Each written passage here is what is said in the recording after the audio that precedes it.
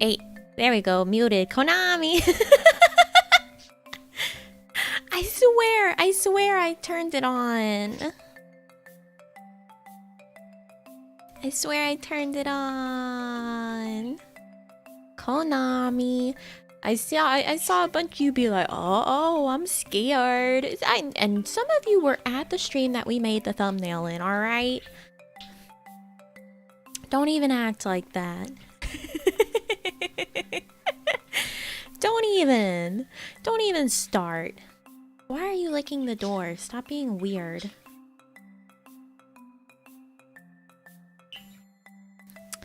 Anyways. Hello, everyone. Hello. I hope your day has been good. I was definitely not, watching the last bit of the final episode of season 4 of Aggretsuko during the loading screen. That definitely is not what just happened.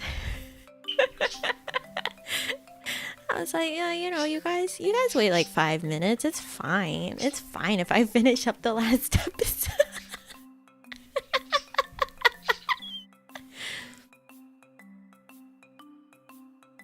Yeah, I would never do that. I would never ever do that. That's crazy. That's crazy. It was a good season. I would talk about it, but it's only 1 day old, so I don't think we want to spoil everyone on it. If you don't watch Aggretsuko, you should watch Aggretsuko. That's my opinion. Which always just makes me think of that meme. What it's the lady from like one of those Real Housewives shows where she's just screaming like, "That's my opinion."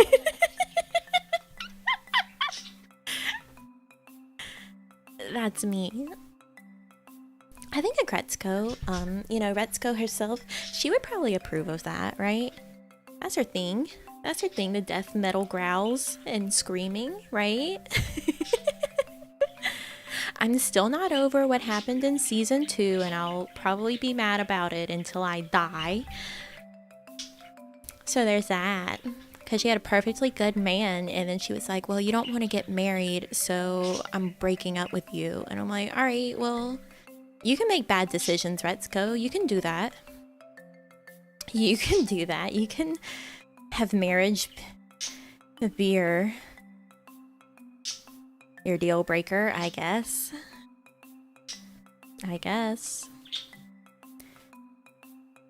Aggretsuko can be such a frustrating character sometimes, but you know what? She's real. Honestly, Aggretsuko is a great example of like animation for adults without being ugly. It's actually pleasing to look at with your eyes, in comparison to many other adult animations.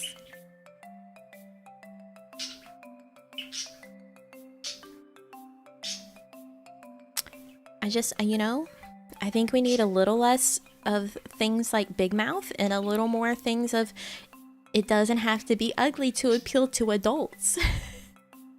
It doesn't have to be extremely vulgar to appeal to adults. It can have adult, you know, subject matter and still look nice. Or not just be irreverent comedy. Have you seen Regular Show? I have seen Regular Show. I have seen the Regular Show. I know Mr. Mordecai wants to pretend that we're airplanes in the night sky, like shooting stars, because he could really use a wish right now. Wish right now. Ew, Big Mouth. Yeah, ew, Big Mouth. Big Mouth is so ugly to look at. It's so ugly to look at. Anytime I would go on Netflix and it would show up with like, watch Big Mouth, I wish to God Netflix had a button that said like, never show this to me again. That's how I feel about when I see the Big Mouth art style, if it can even be called that. I'm like, never show this to me again. Never. I don't want to see this ever again in my life. Big Mouth is as bad as it looks, probably. I wouldn't know because I'm not gonna watch it because it's ugly as sin. Because it's ugly as sin. I miss the days when Netflix didn't autoplay things on the main menu, right? Because then you have to deal with things like Big Mouth being autoplayed. Bob's Burger also looks hideous. Not quite on the same level as Big Mouth. It's more on the same level as like Family Guy. And like Simpsons. It's that sort of like generic adult animation ugliness. Because for some reason, people think that in order for adults to be able to be like, I'll watch this animated show, it has to be ugly as sin. I like Bob's Burgers. Yeah, Bob's Burgers is funny. That one's an okay adult animation. That one's okay. But, you know, it's just like the concept of like people thinking that animation is a medium for children. It's what leads to us having to have stuff like Sausage Party be made. Because they think that's the only way that you can make animation be for adults. Is shit like Sausage Party. I hate it. How would you rate Bojack Horseman's art style? Ugly in a functional way. I think Bojack Horseman is an excellent show. It does cover some very heavy topics. But it's a very good show.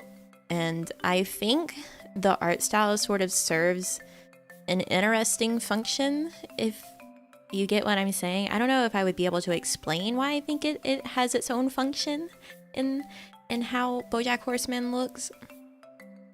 Like, yeah, it's kind of ugly, but I think it fits, if that makes sense. I think it's okay. I don't know how to explain it. I think it fits. Because it sort of lends itself to the material, I guess.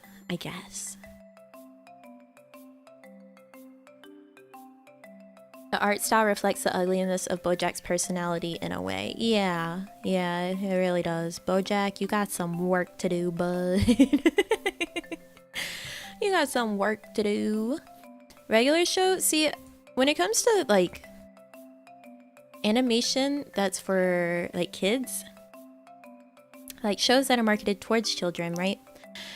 And they're ugly, I think that's a choice. That isn't like it's ugly so it's for adults. It's like it's ugly as an artistic way. It's like Chowder technically is kind of ugly. Flapjack was ugly. Regular show kind of ugly, but it's like in a fun way, not in a boring this is for an adult way. It sort of lends itself to the imagination of like the setting of the show. Flapjack was hideous. I loved it, especially when it had like the cuts with like the clay parts. Like Flapjack and Chowder both did stuff like that. I really liked that. Flapjack wasn't ugly, it was traumatizing. What Jack now? Samurai Jack. That's what's next. Jack is back. Jack to the back. Jack. Samurai Jack rocked. Samurai Jack was so good. Flapjack is low-key a horror cartoon. I love Flapjack. I miss it. Ren and Stimpy was ugly. But Ren and Stimpy was sort of revolutionary, too. So it's kind of hard to knock it too much because it was revolutionary. Samurai Jack was so good, and whenever they finally brought it back, man, that was so exciting. That was so exciting. I've not seen Flapjack in so long. I haven't either. I would like to watch it again. I want to relive how ugly Captain Knuckles is. He's really a sight to behold.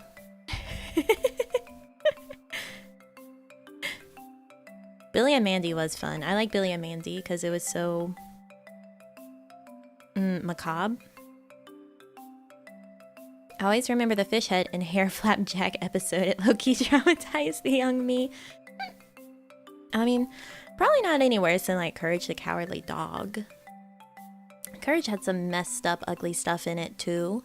Although, like, one of the Courage the Cowardly Dog episodes that sticks with me the most is the one when Muriel gets turned into a little kid.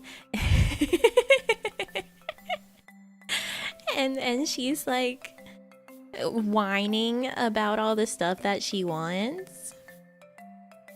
I love that episode. I can't remember what exactly it is that she was whining about anymore, but I wish I could. I used to know it.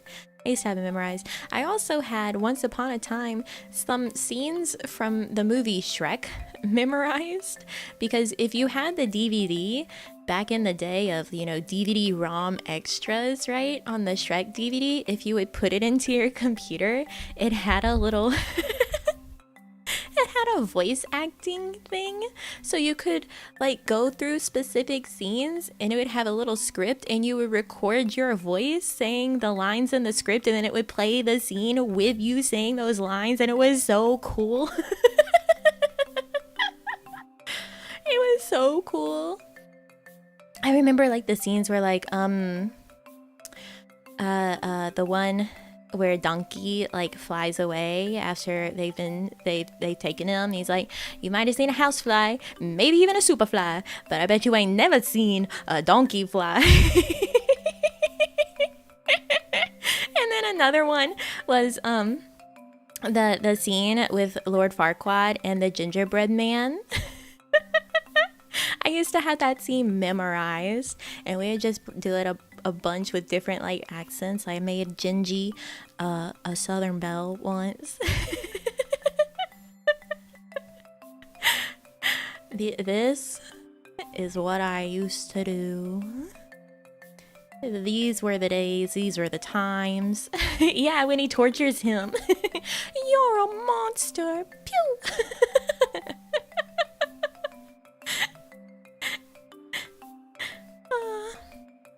You and all your little fairy tale freaks poisoning my perfect world.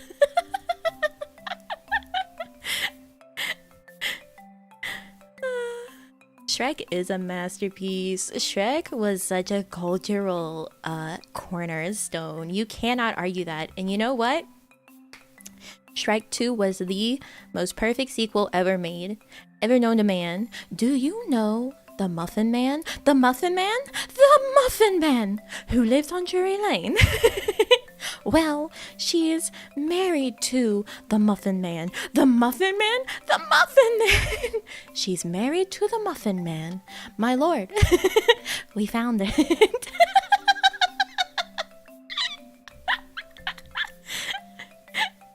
Not the gumdrop buttons.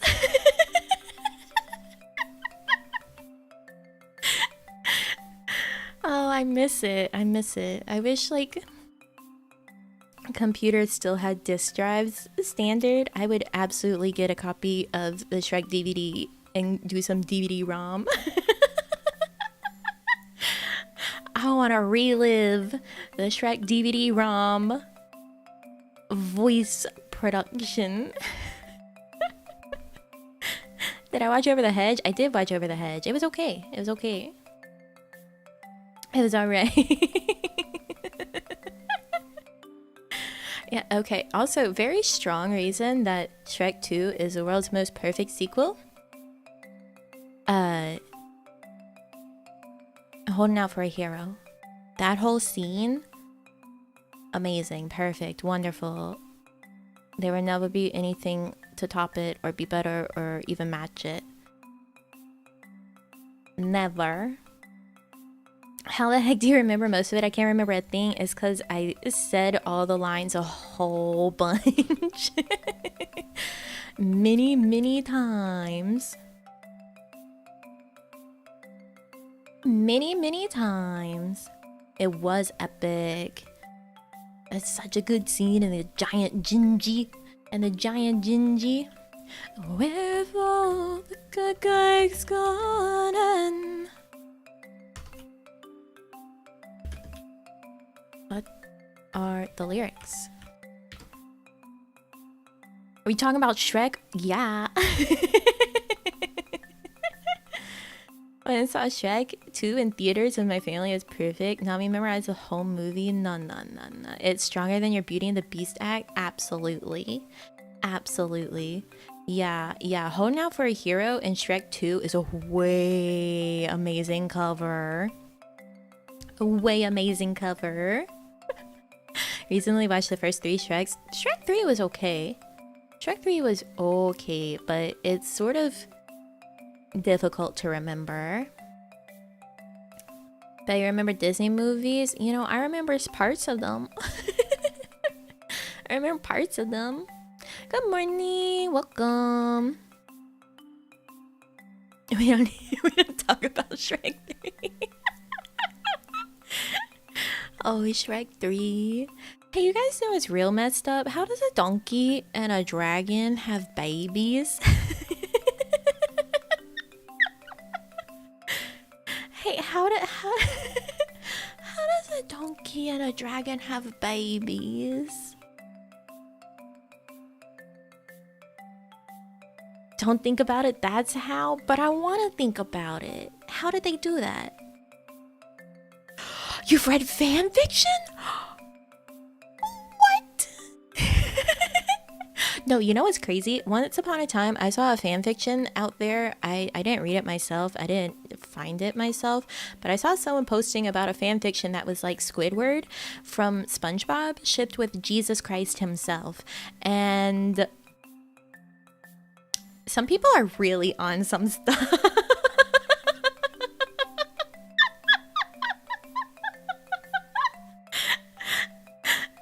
Some people are really on some stuff.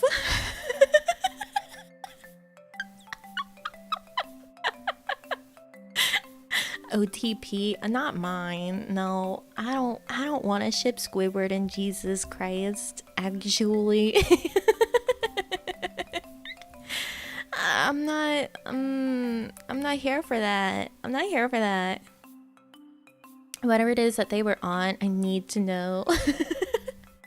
Actually, I'm very curious. Would I be able to find it? Do you think I could find it? Squidward tentacles. Jesus.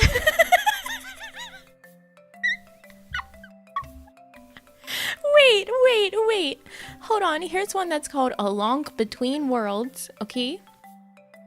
The ship. Okay, let me tell you the ship that's tagged. All right. Tingle from Legend of Zelda, Jesus Christ, Mayor Bo. Who is Mayor Bo? Titan, like a Titan from Attack on Titan, and Squidward tentacles. Hey. What?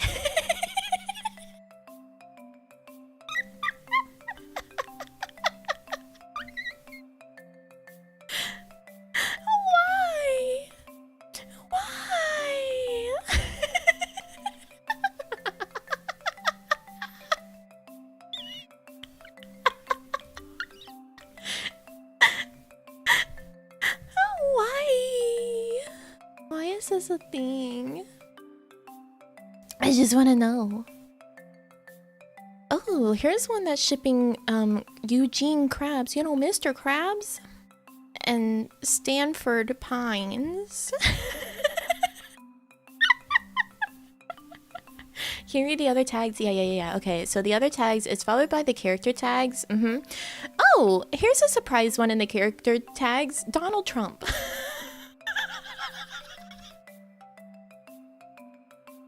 Why is he there? I don't know. Blood and gore. Kawaii. Oh.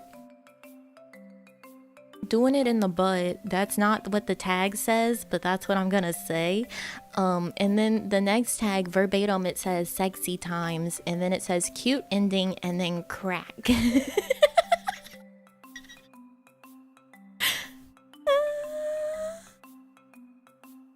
I am so unwell. I'm so unwell. Why are there 1,531 works in the Christian Bible fandom section of this site? Why? Why are people writing? Why?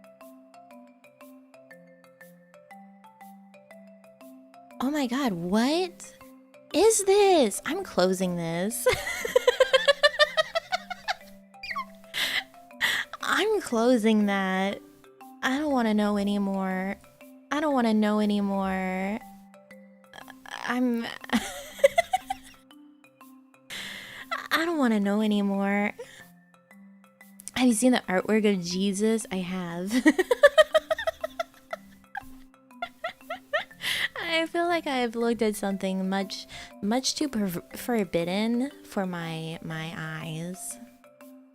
I did not open one of them. I did not. At first it was The Sims domestic violence machinima. Now it's cursed fanfic. I'm convinced Nami has witnessed everything the internet can offer. Actually, so I used to send my friends like the most messed up Rule 34 I could find. If you look hard enough, you can find stuff for the wiggles. That used to be my fun thing, was I'd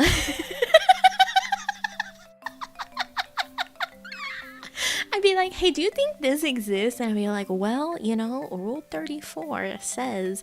So I would yeah, I did that. I did that.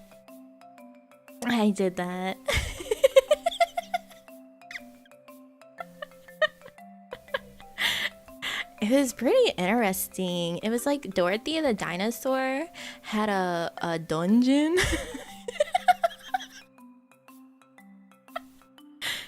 I would send it to them in a special place that we called the curse hole. That was it specifically. It was the curse hole where I sent bad, terrible things. One that I remember quite well too was like Diva from Overwatch, tied up like a rotisserie pig, and she had an apple in her mouth and a carrot somewhere else. I'm not saying where, but there was a carrot somewhere else.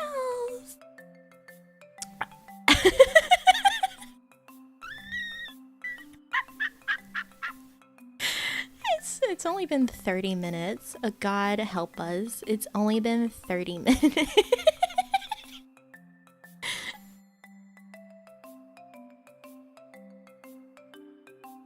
I am wheezing. I'm dying. Pick the best time to join in before bed. Welcome.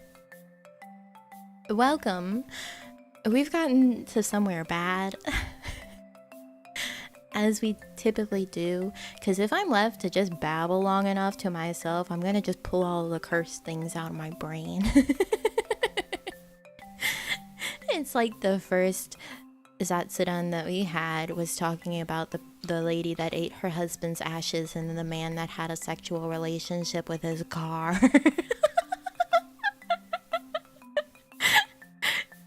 So this is what we do here.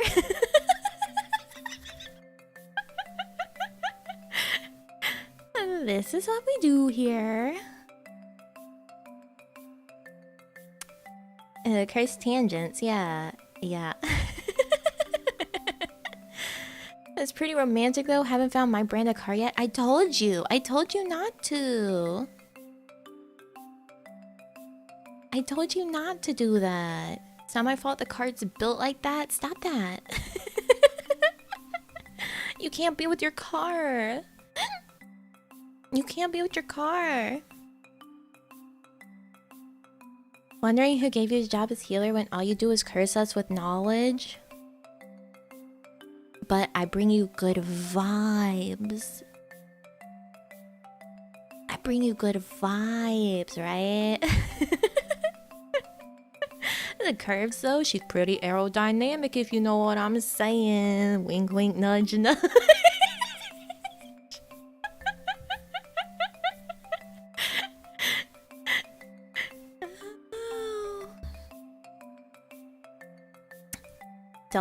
Don't wink wink nudge nudge. Don't do it.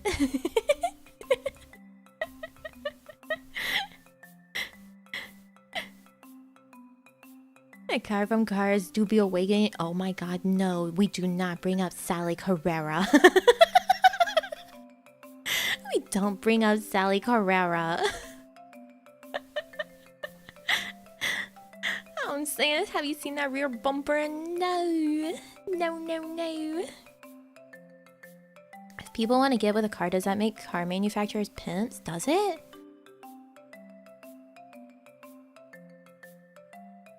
That's a question I wasn't prepared for. Ka-chow me into next week, you know what I mean?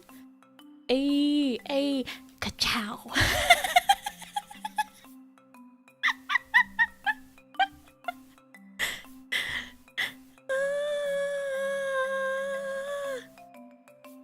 Sally was kind of thick though. I mean, she's okay. She's a car.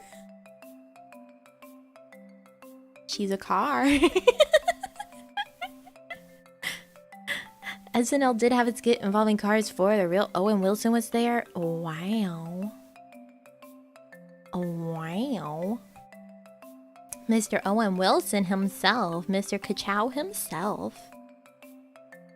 You know what? That's a question that I don't want to answer or think about. That's my answer.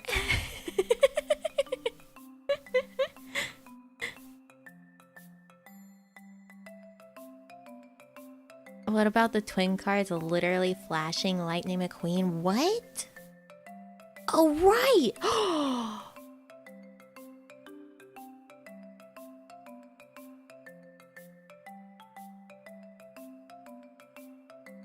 Stop!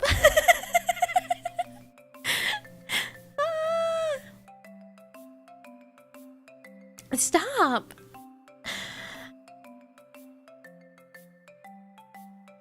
You deserve to be with Chick Hicks. I don't want to be with Chick Hicks. I don't want to be with Chick Hicks and his dirty stash.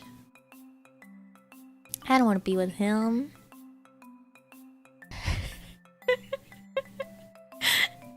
I'm good. I don't want to be with a car. I'm not into that.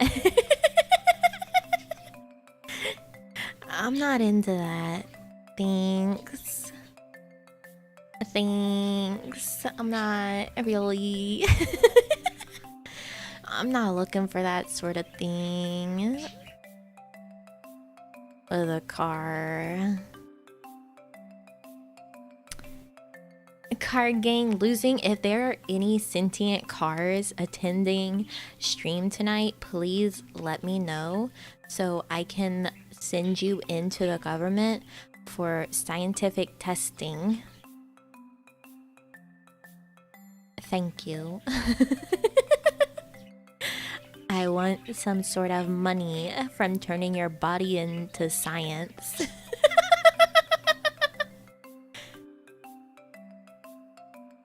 Are they gonna type on me? They don't have hands. Speech to text. Duh. Duh. Come on. Come on. Speech to text. Not sentient, just a car. You gotta be a little sentient at least to be in this chat. Luckily, I'm a crab. Well, you get away this time. You get away this time. I never considered all possibilities. Exactly. Lightning has a phone on Mac's truck, didn't he? Oh, that's true, he did. He did have a phone. See, it's possible. There could be a sentient car in chat typing. Typing right now.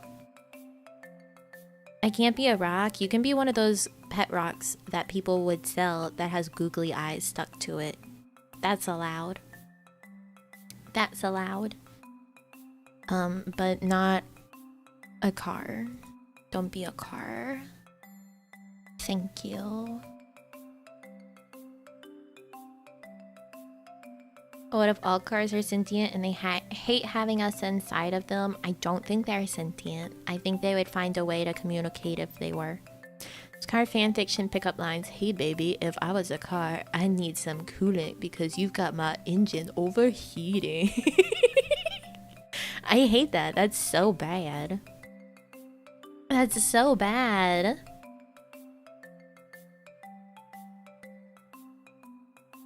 Hey Nami, my pet rock died. I really took it for granted. Bwah, bwah, bwah.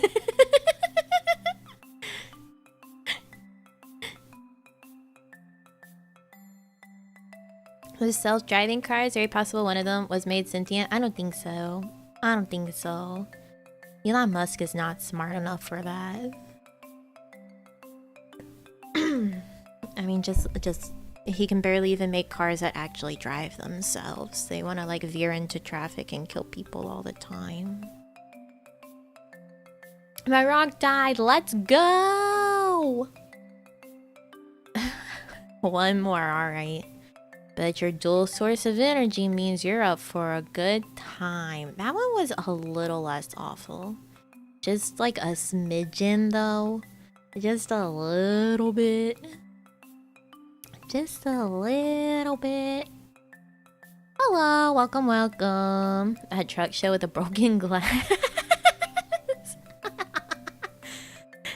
It's shatter resistant, okay? It's not shatterproof.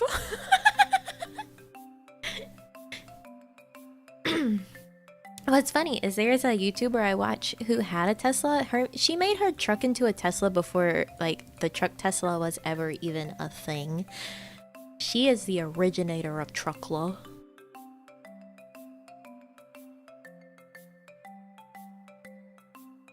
The image of cars saying it while winking adds to the mystique. I don't want to imagine that. In fact, my brain will not allow that to be the case. Thank you. Thank you very much. I think actually I will not do that. There you go. I think that's a very good choice of my brain. I think it's a very good choice of my brain. Cybertruck really does look like an APC from Starship Troopers. Winking car, that would be one of those flip out headlight cars like the Mazda Miata. Oh! That's not where the eyes were though. The eyes were on the windshield. They were very sonic. They were very sonic. They had their conjoined eyes. They were very Sonic the Hedgehog in that way. Wait, hold on. Now that I'm thinking about it, Cars, the movie, characters. Okay, do we ever see the inside of these cars? Right? Because like some of them have actual windows. Do we ever see like seats in them? Or do they just tint the windows? Are we not allowed to think about the fact that they're empty?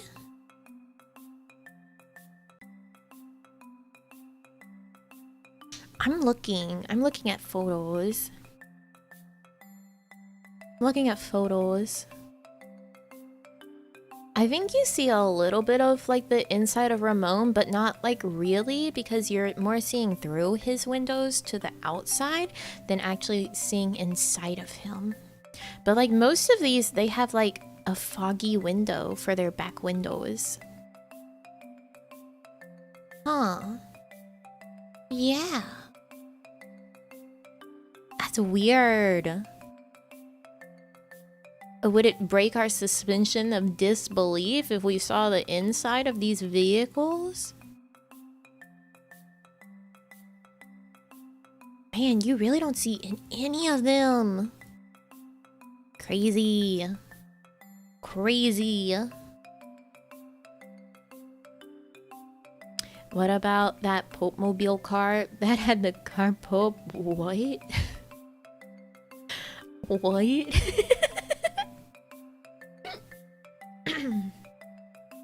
I like how Cars 1 was literally just about McQueen trying to win a race, and then we go to seeing in Cars 2 cars getting murderers, spies, corruption, etc., etc. Yeah. Yeah, it's because there wasn't a good way to actually have a sequel. But they wanted to make money. They wanted to make money. It's like with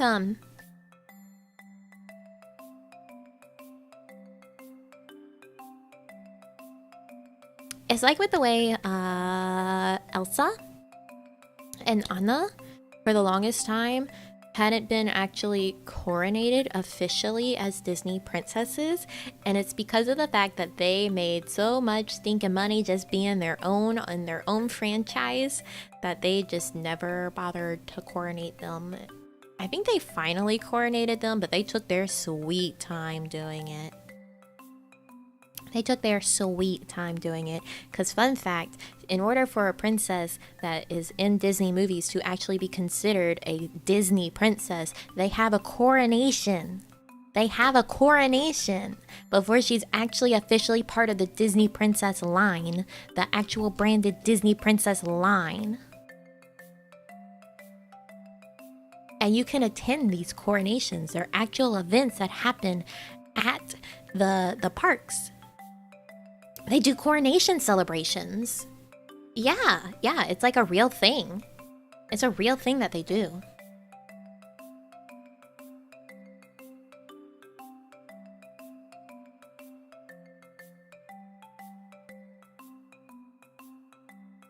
You can like find footage of different princesses get coronated. Both got coronated? I don't know. I'm gonna look it up. Elsa and Anna Moon coronated yet. Oh my god, it only happened last year? Are you kidding? Oh, wait, this... Okay, this article was posted on April 1st. Is this real? Is this real or is it April Fool's? Tiana is a Disney princess. Yeah, she had a coronation.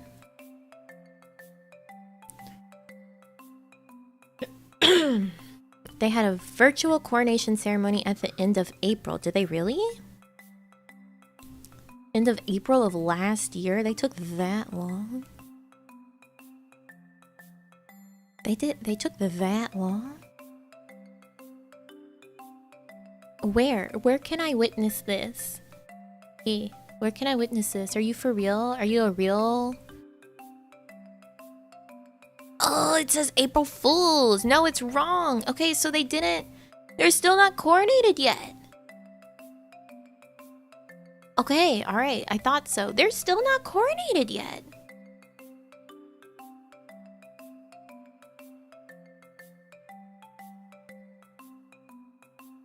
That's crazy. Yeah, they're still milking Frozen. They're gonna milk Frozen until it's dead. Until it's dead. And then they'll finally let them coronate. That's insane. Yeah, so right now there's only 12 princesses that are officially part of the Disney princess line because they've been coronated. It's Snow White, Cinderella, Aurora, Ariel, Belle, Jasmine, Pocahontas, Mulan, Tiana, Rapunzel, Merida, and Moana. But Elsa and Anna have not been coronated yet because they're still way too profitable on their own. Is Frozen 2 any good? I don't know. I never watched it.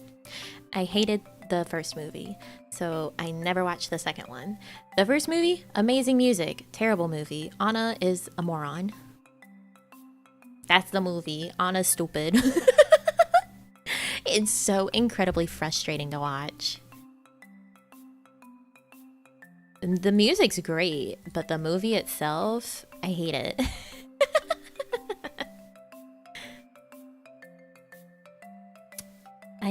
I hate the actual movie. Thought you were so into Disney you cringe through a watch. No, I like myself more than I like Disney. Say the second is better. I've seen a lot of people say that like Elsa, what they did with Elsa in the second movie is really disappointing. So I don't know. I like Elsa as a character, but the fact that Frozen was about Anna, I didn't like. Cause Anna sucks. Anna sucks. And she's so dumb. I hate it. I hate it so much. I hate it so much. The soundtrack, fantastic. Soundtrack, great. Yeah, Tangle was way better. Honestly, I think Brave was way better than Frozen. That's my opinion. Because all the things that Frozen was praised for, like the things that people use as an excuse for like, oh, Frozen is so good and like revolutionary because it's about like sisterly love, like family love instead of romantic love. Brave did that first.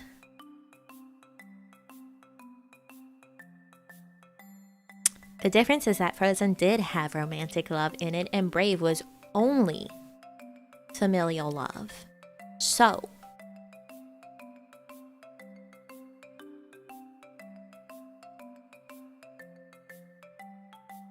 anyways, Brave is better than Frozen. Brave is better than Frozen. Tired of people sleeping on it. And it's got bears. It's got bears. We love to see the bears. Molten take, yeah. I stand by it. Plus, Brave, they had to revolutionize the way that they actually animated things for Brave. They had to come up with this really complex spring simulation just for Merida's hair. I went and saw the Science Behind Pixar exhibition whenever I was on my trip. Because I had it at the museum that was there. And they had like these areas talking about the simulation that they use in the animation, and they specifically had like one about Merida's hair and the complex spring simulation that they had to make for it, because Merida's hair, as you know, curly hair is, it isn't just like a normal spring, right? It's springy, but it's not a normal spring. Anyways, animation nerd shit. Anyways, oh, Coco's a fantastic movie. I love Coco. It was really funny because when I went to go see that, it was just me and my mom. We were literally the only two people in the movie theater. And we went somewhere that you can like, it's like movie and dinner, right? So you can get food, and we went for lunch and we were like, yeah, we're hungry. We're gonna buy food while we're here. So we sat and we waited and we waited and we waited for like a person to come in to take our order, and they never came in. So my mom was like, I'm about to get up and turn on every single order light on every single seat in this theater. Like we were turning the light on and off, being like, can you please come feed us? We're hungry. And finally some dude comes in and he's like, I thought it was a joke. I thought someone was playing a joke on me because it was literally just me and her in the theater. We're like, nope, it's not a joke. We're hungry. we're hungry. We would like to buy food. Please and thank you. Please and thank you. So you get it from your mom. Actually, there are times that my mom and I will say like the exact same thing at the exact same time in the exact same way. So yes. So yes. They didn't, I think the person just didn't know. I think they just didn't know that there was only, that there was anyone in there. What did I end up getting? I think I got a black bean burger. It was pretty good if I remember correctly. I mostly remember the movie. I mostly remember the movie. Yeah, it's funny because like we'll say the same thing, and it's happened before when we were at a store and like the person asked us if we needed help or something, and we both said like the same thing at the same time, and the person stopped and was like, you guys know you just said the same thing in the same way. Right? We're like, yeah, it happens. It's really just, it's just a thing. Uh-oh, I think I just dropped the wrapper for that. Have you guys had the sugar cookie Hershey Kisses? Because I opened one and I went to go put the wrapper away and I dropped it on my desk. I don't see it now.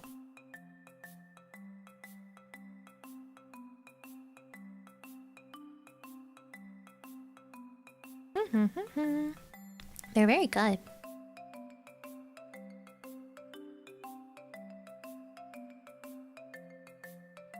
It's like white chocolate with sprinkles. I think the little sprinkles are meant to be like cookie bit sprinkles. Yeah, it's cookie bit sprinkles. That explains it. They were very good.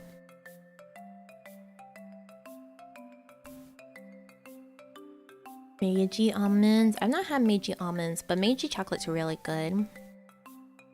Favorite kind of chocolate? I really like dark chocolate. I love Coco. I'm a huge guitar nerd. You can actually see Coco playing the guitar correctly. Oh yeah, Pixar really pays attention to the details. I mean, just like everything about the Viz Dev was beautiful. Like looking at the concept art for the movie is so incredible. Oh my gosh, it's so good. It's so good. Yeah, we love dark chocolate. Let's go. One year a friend gave me like a bag that had a bunch of like fancy gourmet chocolates. So it had like milk chocolate and then 2 different darks.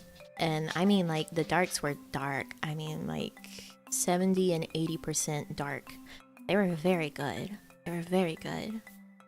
Love the pedal bridge. Yeah, the pedal bridge was gorgeous. Pedal bridge gorgeous. Hello, hi, welcome. I am doing well, thank you. Yeah, I was playing playing the flute earlier to practice. And the dogs do not like flutes. Dogs don't like flutes. Ever had 100%? I don't think so. I do like baker's chocolate, which is like super bitter. Super bitter. I remember whenever they were teaching us about like, oh, the different tastes, quote unquote, like the different parts of your tongue that taste different tastes. I'm pretty sure that's not real science and has been disproven by this point. But you know, that happens over time. And they had baker's chocolate for bitter, and I was probably the only person in the whole class that was like, yummy, can I have more? Can I have more? I cannot play the flute right now. It'd make the whole house very upset. Specifically the dogs. The dogs. I also don't know how my flute would treat the current audio setup. I would have to do some testing. Played flute a bit and I was not prepared for how much air they need. Well, considering I also sing, my lung capacity is fine. My lung capacity is fine. My mom used to get mad at me as a kid because I would eat the dark chocolate meant for cooking. Yeah, that's like baker's chocolate. I've been lied to about our tongues then. What a shame. I think that's the case. Hold on. Do different parts of your tongue taste different things? The tongue does not have different regions specialized for different tastes, says Brian Lewandowski, a neuroscientist and taste expert at the Monell Chemical Senses Center in Philadelphia. All regions of the tongue that detect taste respond to all 5 taste qualities. That was in January 3rd, 2019. We were all lied to. We were all lied to.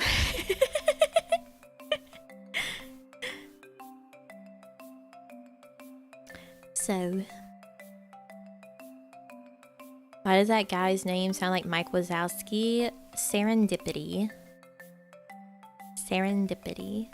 Bitter chocolate is really good. Yeah, it is really good. I saw someone say that a chocolate above a certain percentage should be salted. I agree. Salt and chocolate, delicious. Amazing. There was a brand of chocolate I got once that actually was like dark chocolate in the particular chocolate bar that I got. It was dark chocolate and it had like salted breadcrumbs in it. It was really good. It was so good. The salted breadcrumbs chocolate was really, really good. Best thing about liking dark chocolate as a kid is that the cousins would eat the milk/sweet ones and I would eat the dark ones alone. Yeah, you get all the chocolate that people don't want. Easy. Easy, easy. You win. You don't have to fight anyone. Oh my goodness, all the hiccups. My goodness gracious. Salted dark chocolate, my homie. Salted milk chocolate's okay. It's okay. Salt on chocolate is one of the best flavors out there. Yeah, it's really good. It's really good. Chocolate mousse with a bit of salt on top is amazing. Do you guys salt your watermelon? Do you salt your watermelon? I really thought the tongue had different taste spots. It's like saying Pluto isn't a planet anymore. Ugh. See, I'll fight a scientist over Pluto. I like Pluto. I think it should still be a planet. I think it should still be a planet. Yeah, salting your watermelon. I never did it before, and then my mom was like putting salt on her watermelon. I was like, what are you doing? And then I tried it, and yeah, you salt it because it brings out the sweetness, the natural sweetness more, because you have more contrast for your mouth to taste.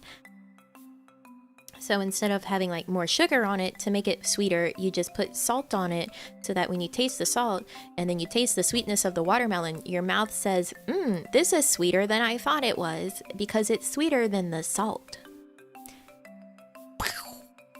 Mind blown.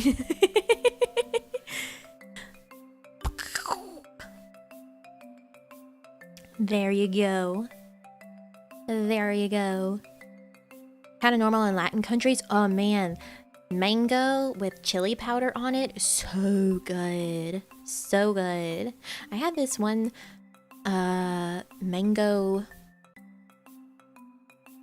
smoothie-ish milkshake kind of thing. I don't remember exactly what it was, but they gave me a straw that was like coated in chili powder and salt and like a bit of lime. I don't remember what that specific like blend of spice is called that you can just buy that's like that, but it was so good. Tahine, yes, yeah, like tahine. Yeah, it was so good.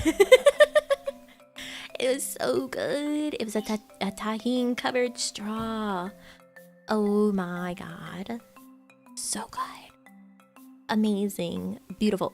Ooh, actually, you know, if I didn't have an adversity to tequila, a mango margarita with tahini around the rim would be amazing. Amazing. That would be so good. Don't tempt me, I would eat literally anything right now. It's good, I promise. Have you eaten a mango with salt? I have not. I have not. Mango tequila is the best. I don't do tequila anymore. I don't do tequila anymore. It's too sickly sweet. It's too sickly sweet. See, I really love mango. Mango is one of my favorite fruits. But I'll say, for whatever reason, I think mango tastes best whenever it's frozen. I don't know why. But I think mango tastes better when it's frozen. So even whenever I would actually like get a fresh mango and cut it up myself, I would end up just freezing the chunks. Because for some reason it tastes better frozen. I don't get why. I don't get why. I also once had like freeze-dried mango. Freeze-dried mango was really good because it was just like, you know, completely dehydrated mango. Think like space astronaut ice cream sort of thing. So it's like really, really dry and brittle. You could just break it in half. Not like a normal dried fruit where it's been dried so it's almost like a jerky or a candy, but it was freeze-dried mango. It was so good. It was so good.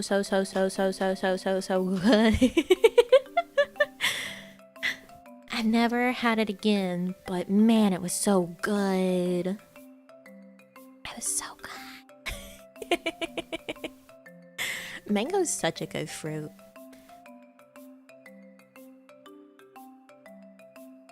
I'm out of water. Freezing just kind of automatically ripens fruit. Not exactly, but it does a lot of similar things. That would make sense. That makes sense. Sticky rice plus mango plus coconut milk equals heaven. That sounds like something my a friend that I had once would do. She would have yogurt and rice together. And I was like, all right, well, you know, if you think it's tasty, that's great. I don't know if I'm about to put yogurt in my rice, but I'm okay with that. I'm okay with that. She was all embarrassed about it too, and I was like, look, man, I'm not judging you. You can have yogurt in your rice all day long. I don't care.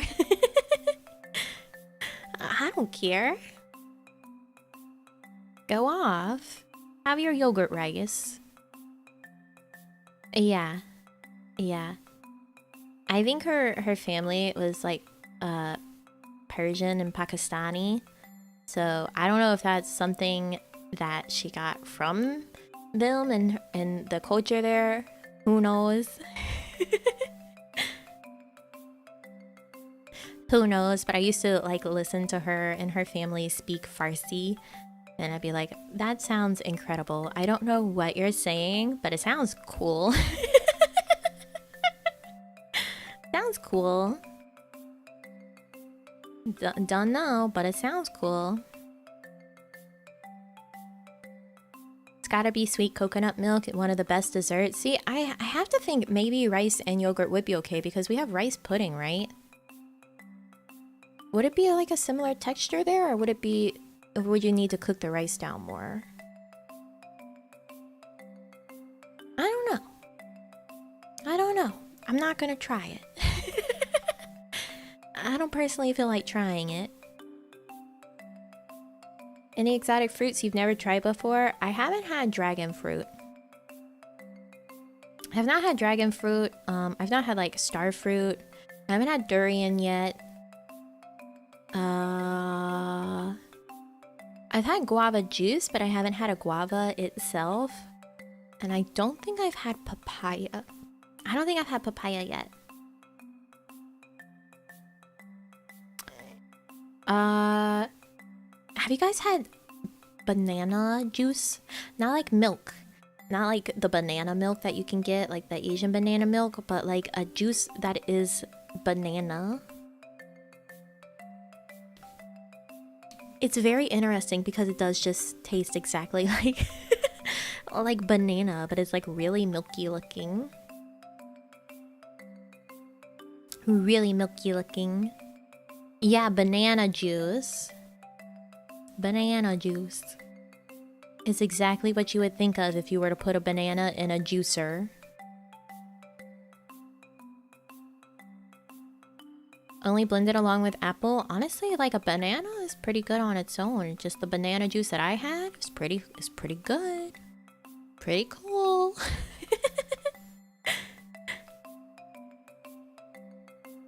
Can't juice a banana, I'd buy it. Yeah, I bought it. I bought banana juice. I don't think I've ever seen it again. At least I haven't been looking for it, but I saw it the time that I did get it, and I was like, all right.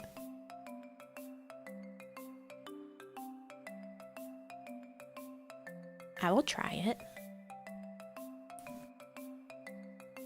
Don't think I like that. You know, like banana outside of its original fruit form. It tastes just like banana though. It tastes just exactly as if you were to turn banana into liquid. I swear banana juice is a thing. I swear banana juice is a thing. Is this it? Is this the banana juice that I had? I think this is the banana juice that I had gotten. Hold on. Something about this, I think, is the banana juice. What is it? Water, banana, puree concentrate, natural flavor, citric acid, and sugar. Yeah, I think this is banana juice that I got. Hold on. I'm showing you guys banana juice. This is banana juice. See what I'm saying? It just looks like you mash banana up into liquid. Banana. It's banana. Yeah, it actually exists. I'm not crazy.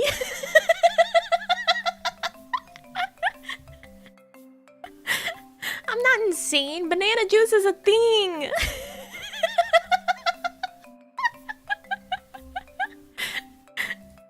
I can't believe. Oh, it actually exists. Of course it actually exists. I can't handle you.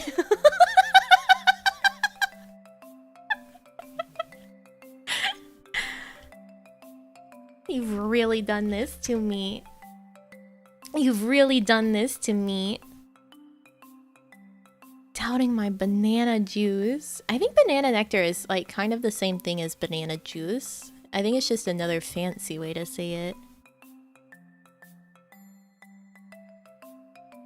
I think I've been living under a rock. I'm sorry, Nami.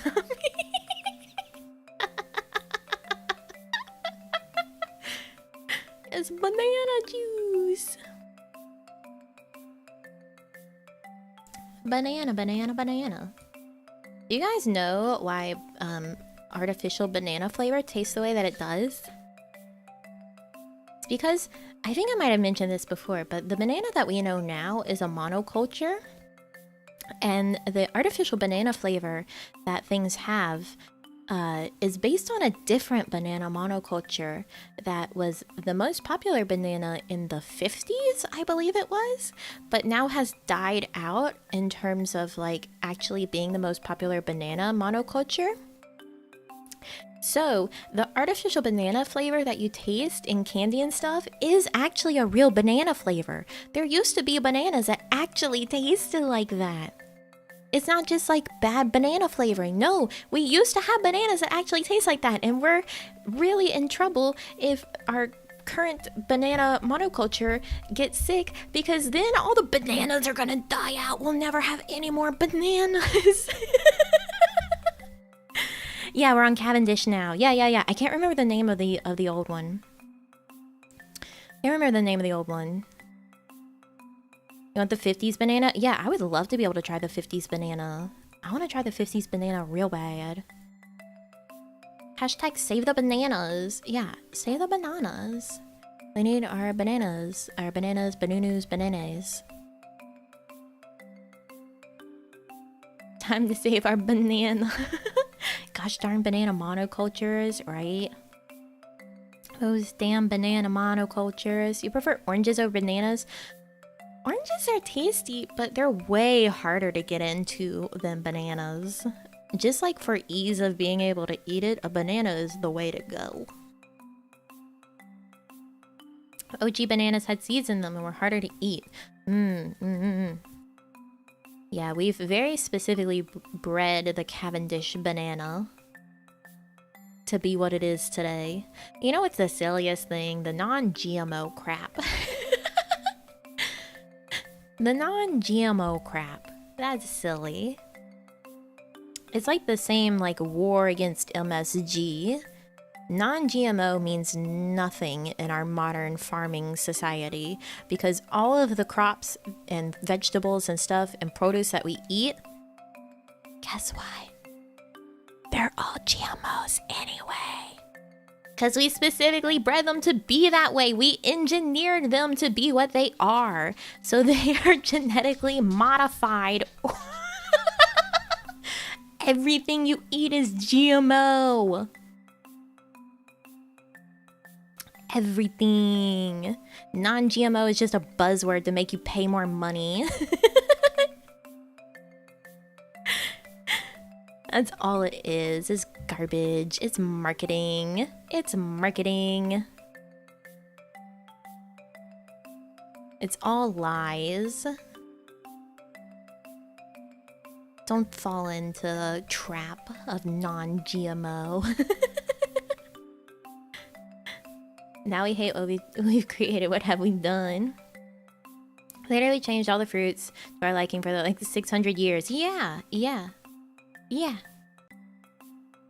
I mean, to be fair, there are some things that are less buzzwordy. Like some organic produce actually does taste better. But that's typically, you know, knowing that it's sourced from like a local farm or something and it's organic and it's just nice and fresh and local. Sure. But organic also is just more expensive in a lot of ways. For what? For what? Do you snap it stem or pinch the little brown bit? Well, I know technically it's easier to eat your banana if you pinch the little brown bit because you don't get the little strings. But it's a lot easier to just open the banana from the stem.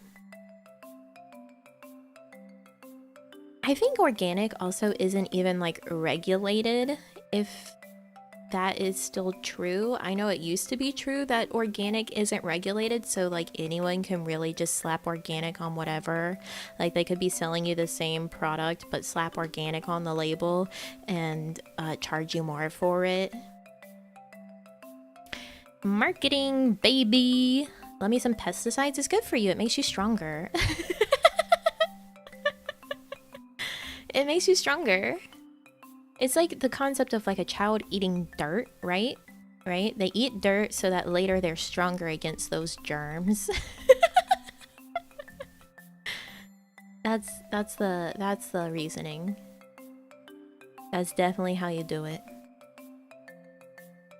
OG fruit trees usually don't produce as much and don't taste as good. Yeah, because they're not meant to be tasting good. They're just meant to spread seeds. That's what fruit are for, is to spread seeds. Kind of what I feel like most organic brands do. It's nothing different, just has the word and upcharged. Yeah. It very well could be. It very well could be. Hey, dirt as a kid, look at me now. I'm hella strong. Hell yeah. Eat those dirt pies. You get inoculated. Yeah, exactly. You gotta break a few bones to have stronger bones. I've never broken a bone. I've been quite fortunate. I have sprained, like my wrist, and I've had to get stitches, but I've never broken a bone. I've never broken a bone. Go eat some dirt, kids. You know, a little bit won't hurt you. Much. Much? Maybe. I'm not a medical professional.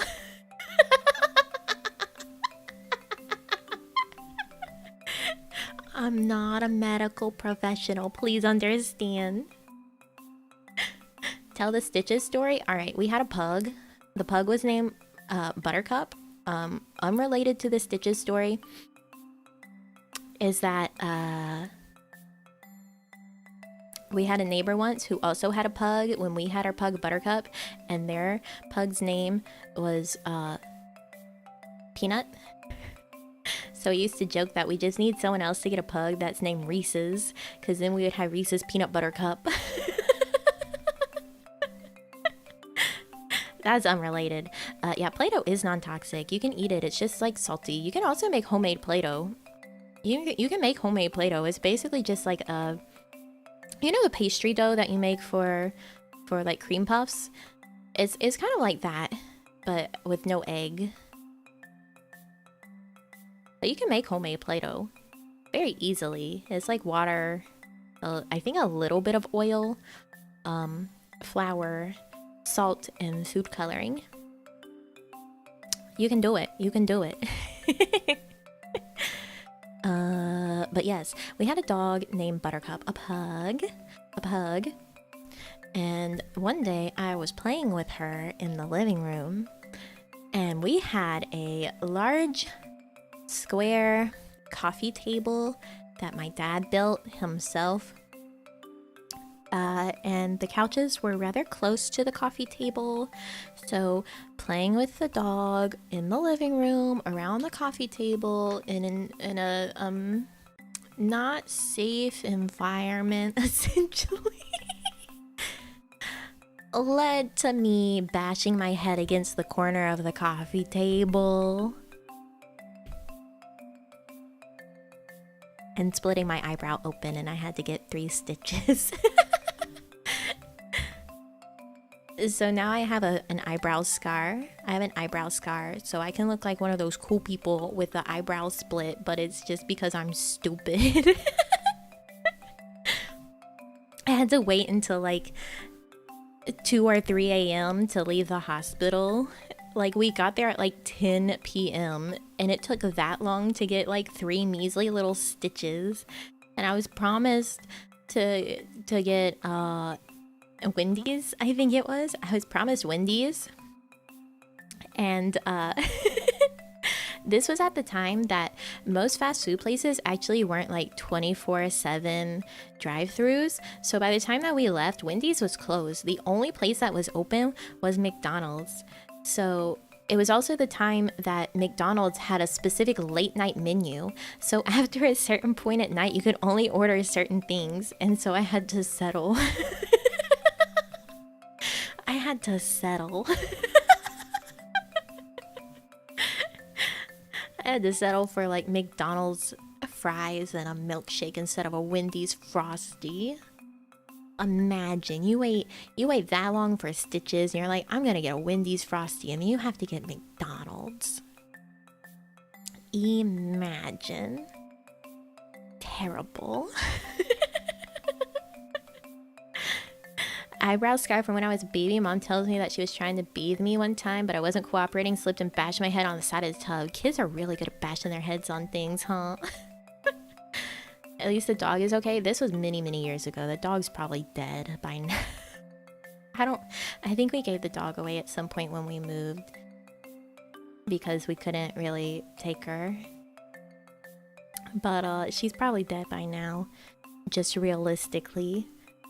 That makes me mad just hearing it. Yeah, like, what's up with that? What's up with that? My disappointment is immeasurable and my day is ruined. Yeah, and you know, I was asked like, hey, what hospital do you want to go to for your split open head? And I was like, I want to go to the hospital that Dad went to, because he used to do, obviously, woodworking. Obviously he did woodworking because of the fact that he built our coffee table, and at one point he cut like the tip of his thumb off with his table saw. So that was, you know, a few years after that, and I was like, I want to go to the hospital Dad went to.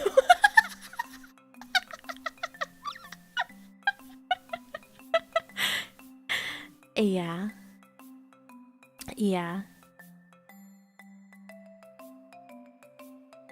So that's fun.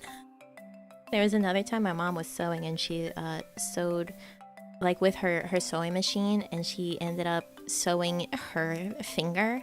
So she had a needle just like through the middle of her finger. We just ripped it out at home. She was fine.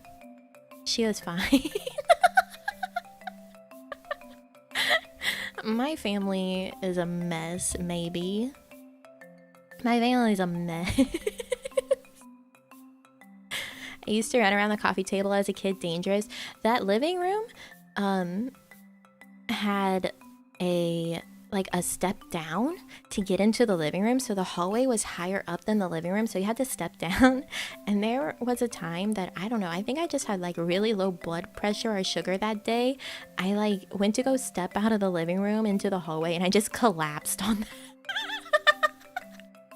It was too much. I just collapsed.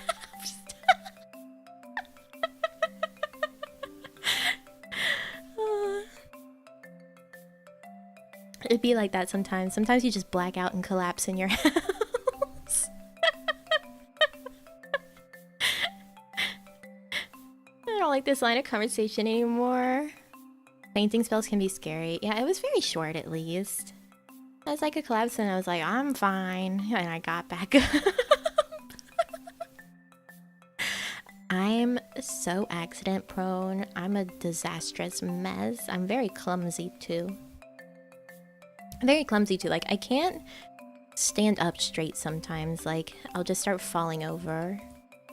But you better believe if I'm doing something that would require grace and like not being clumsy and balanced, then I'm fine.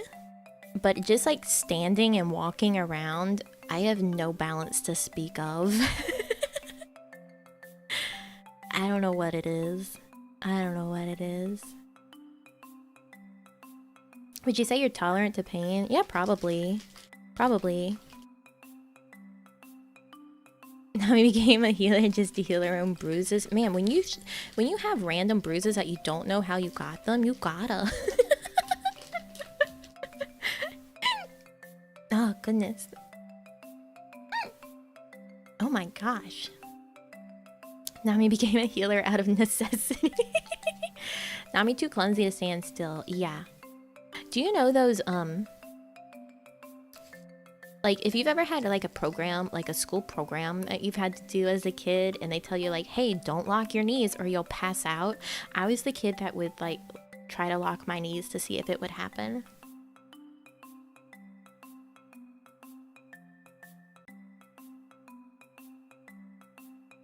I was curious. I wanted to know.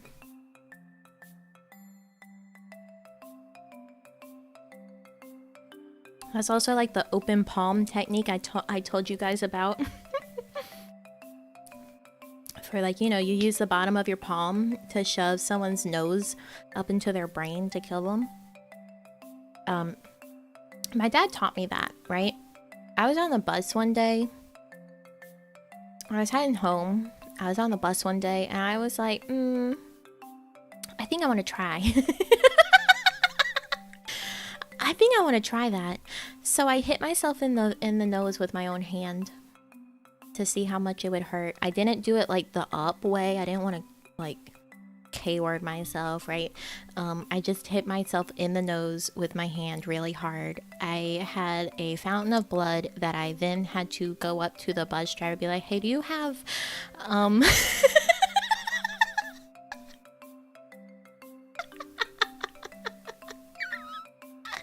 hey, do you have paper towels?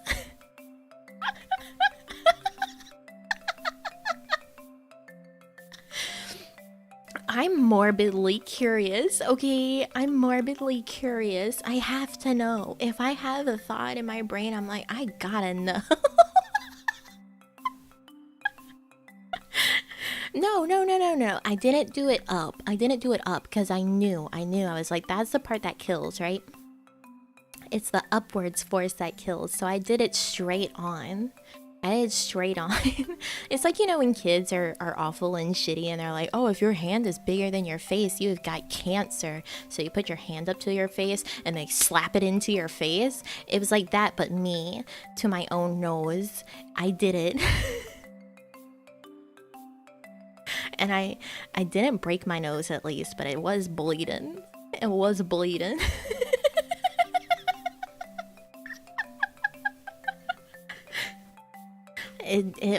bit of a blood fountain.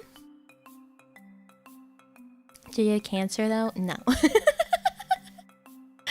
No. No. That makes it better. Yeah.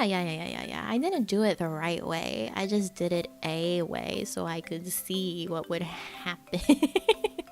Somebody did that to me and I bled for 20 minutes. See, that was me. That was me doing it to myself. Bullying yourself before anyone else can do it. Okay, it's like, you know, some police forces, like, you gotta get shot with your own taser. You gotta get shot with your own taser as part of your training. If I'm gonna do it to someone else, I better know how much it hurts, right? I'm training, right? I'm training. I gotta know what my own moves feel like.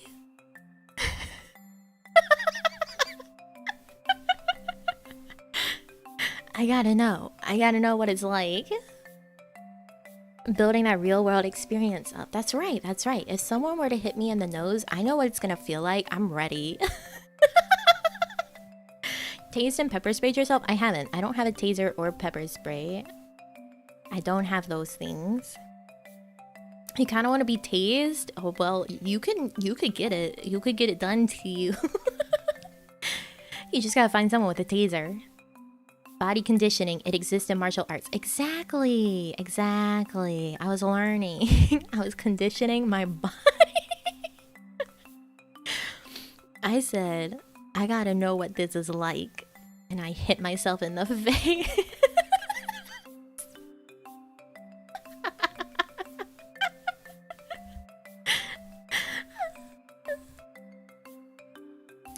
I wouldn't recommend it, but because I did it, I know what it's like, so I don't recommend it. But if you're doing it to someone else, then yes, I recommend it. I do recommend that. If someone else is on the receiving end, you can definitely hit them open palm to the nose, direct force, and you will discombobulate them for a moment and you'll have quite the upper hand. Parents must have been busy with your injuries. Funny enough, when I was a toddler, my mom basically had poison control on speed dial. I like learned how to climb before I could really crawl. So there were many scares.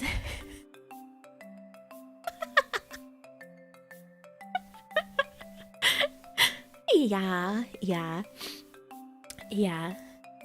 So like I know as like a toddler, I drank like a whole bottle of Tabasco sauce. I hate Tabasco sauce now. I don't like it because it tastes too vinegary.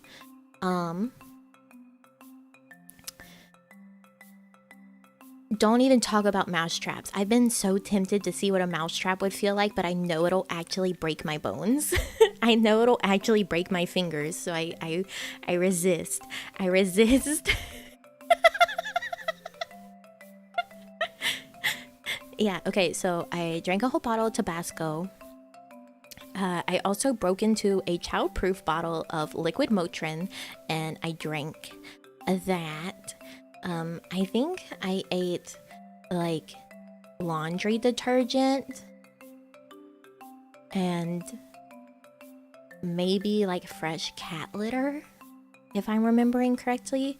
Probably cat food, too. It got to the point that even just to go to the bathroom for a moment, my mom had to bring me to the bathroom with her, because otherwise I would just be in deep trouble, because you look away for even like 30 seconds and I was climbing somewhere doing something bad. There was also a fun story where we lived, like our house was like the driveway was right up to a fairly busy road, and I was a toddler who at that point could run. And I got loose and I started running towards the road, and my grandma tried to run after me for a moment, and my mom was like, "Don't! If you go after her, she'll only run faster." She had to call me back to the house with cookies.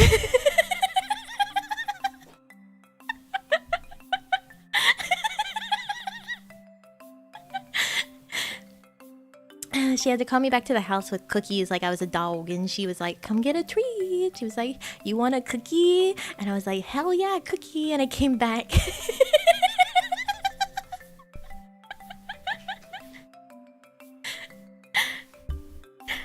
She's like, stop, she'll think it's a game. Yeah, that's the thing, right? I was such a defiant little child.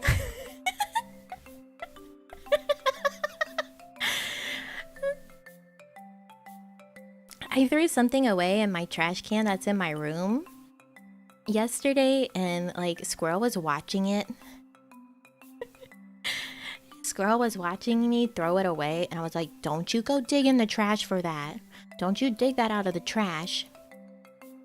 And you know what happened? I went out, I went and grabbed something from the kitchen, I talked to someone for a little bit, I came back to the room, and as I'm opening the door, I'm like sweeping trash out on the floor with the door, because you know who got into the trash? Expressly because I said not to. Expressly because I said not to. Squirrel is too smart.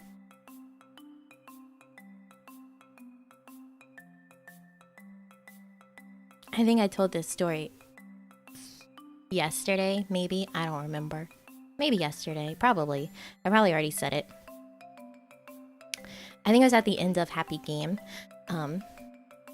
But she did it again. She saw me throw something away in the trash can earlier today, and then I come back and she's digging in the trash again. And I'm like, why are you like this? Stop. Stop. She'll like forget some things exist for a while, and then she'll go back to it. Let's go, Squirrel. Thank you for that $2 super kitty gaia. But no, not let's go, Squirrel. Yeah, exactly. See, it ties back into the story of me running towards the road. She did do it again. She's an awful little trash goblin.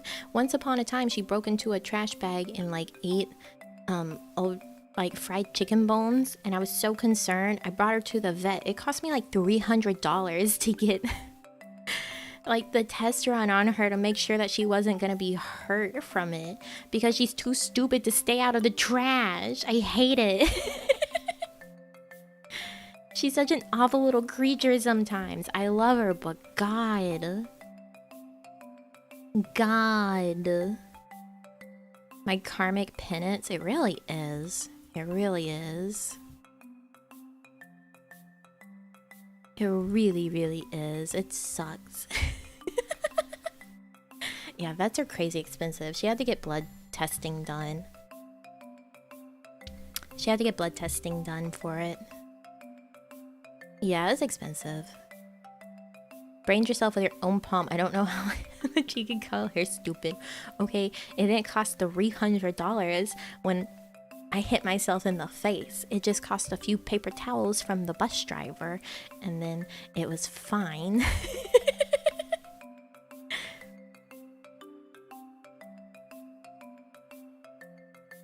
Does she not react when you say Squirrel, or is that not her actual name exactly because of that? She does react, but she also just like doesn't pay attention unless she knows I'm talking to her. She knows the difference. Oh, Squirrely. Hey, baby. Yeah, see, there she looked up at me. But she knows the difference. She knows the difference. Yeah, she ate the bones. Why the name Squirrel? I mean, it's not actually her name, but it is something I call her all the time, so... I call her lots of things, but Squirrel is like one of the most common ones that I call her. It's like that thing that you do with your pets, right? You just call them a bunch of different names, and they're like, yeah, that's me. I'm like Sir Baron Von, whatever. She called Nami the Immortal. I'm coming after Core the Immortal's title. Thank you so much for that super cryptic dust. Thank you. My brother's pug once ate a whole peach seed, like almost 2 inches big or so, and the pupper was tiny when it happened. Oh no, that's scary. That's scary. Too smart. She is smart. She's very smart. She's very smart. too smart for her own good, for my own sanity. She's so polite though. Whenever we get in bed, she'll wait for me to get in bed. She'll wait for me to get into bed and then wait for me to invite her into bed, and then she'll jump up into bed. When is Squirrel having her VTuber debut? She's not. She's not. Because she's a corgi and she has those little bitty legs, she looks so polite when she like crosses them in front of her. Or like tucks them under her chest. She just looks very polite. It's really cute. Squirrel, here's $2. Commit another heist for me.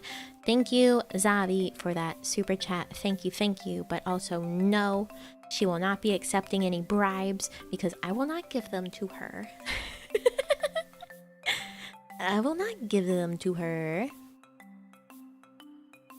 Yeah, it's so cute. She looks like a polite little lady. Just a polite little lady. Hold on. I need water. You guys are gonna have to deal with me not saying something for a few minutes. I know, crazy, because I haven't really shut up this whole stream. But I have to get water so I can continue to not shut up.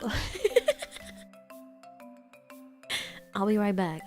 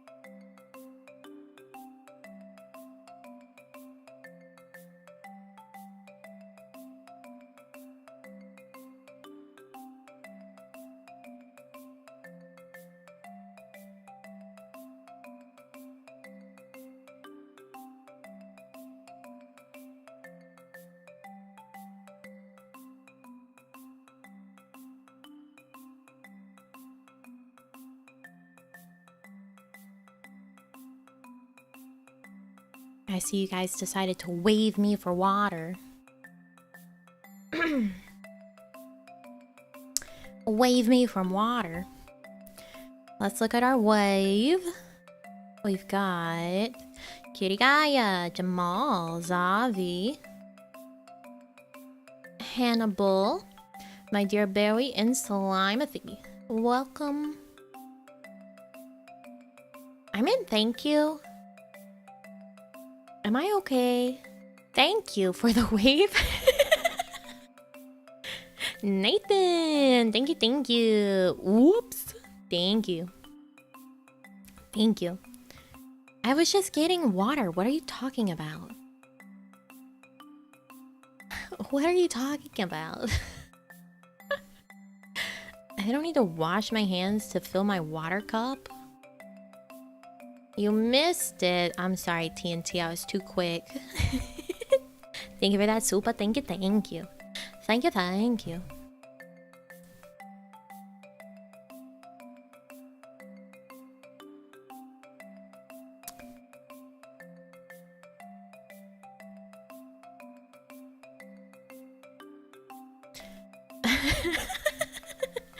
What can I say is that you're welcome. Thank you, Zavi. Thank you. Gonna head off for now. Thank you for the great time, Nami. I love you. Thank you for coming by. Have a good rest of your day or night. Thank you. Yes, Squirrel, do you hear a cat? I walked out of my room, and the cats all run to where their food bowl is, because I feed them a lot of the time. So they know that if they just sit there and cry at me and lead me to their food bowl, I'll probably feed them. So like as I was walking back to my room, they're both looking at me like, are you gonna feed us? Like, are you gonna feed us?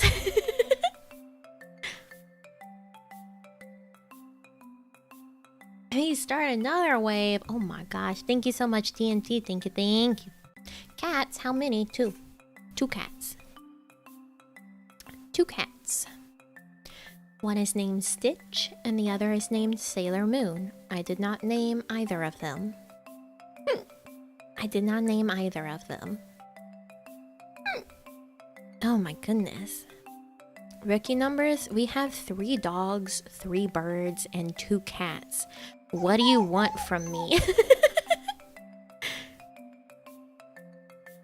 What do you want from me? Feed the cats? No. Oh, they'll get fed. It's not time for them to be fed yet. But thank you, Kitty Gaia. Thank you, thank you. Food fun for the squirrel. Thank you, Sneaky Bee. Thank you. Then who did? My sister named her Sailor Moon. More pets, clearly. Well, we had a hamster, but he very recently died. So there's that. He very recently perished. We don't have room for 20 cats. Although, whenever I went to go walk Squirrely earlier, there was a gray cat underneath my porch. He had a little bobtail. And he ran out from under the porch. And he almost looked like a rabbit because he was so quick and he was doing like that sort of run. If it hadn't been for his short ears, you would have really thought, oh, wow, that's a rabbit. It was not a rabbit. It was not a rabbit. It was a cat. And then it stopped and it looked back long enough for Squirrely to notice. And then Squirrely tried to chase after it. Squirrely tried to chase after it. My cats do the same. If they cry enough, they get whatever they want. Yeah. Sorry for your loss. It was my mom's hamster. It was one of her gifts a long time ago. His name was Gus. Because Gus from Cinderella is her favorite mouse. She loves mice. Obviously, he was not a mouse, he was a hamster, but mice are really stinky and loud, so we don't have any mice.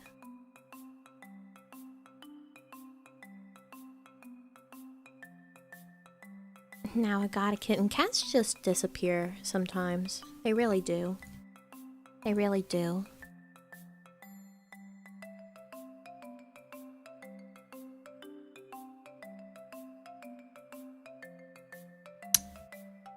No.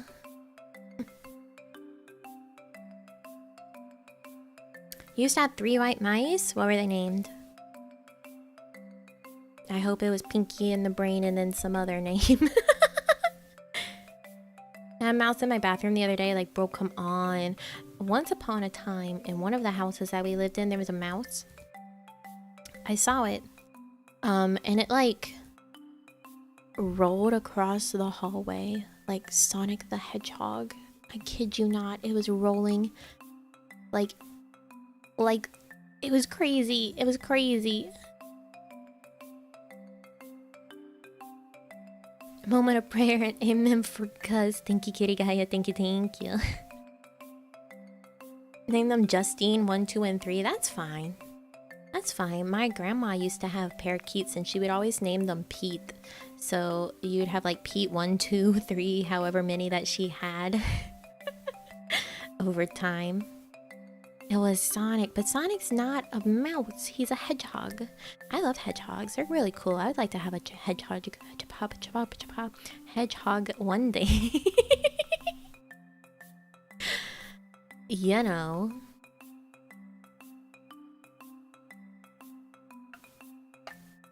Those hedgehogs. Would love to have one of those.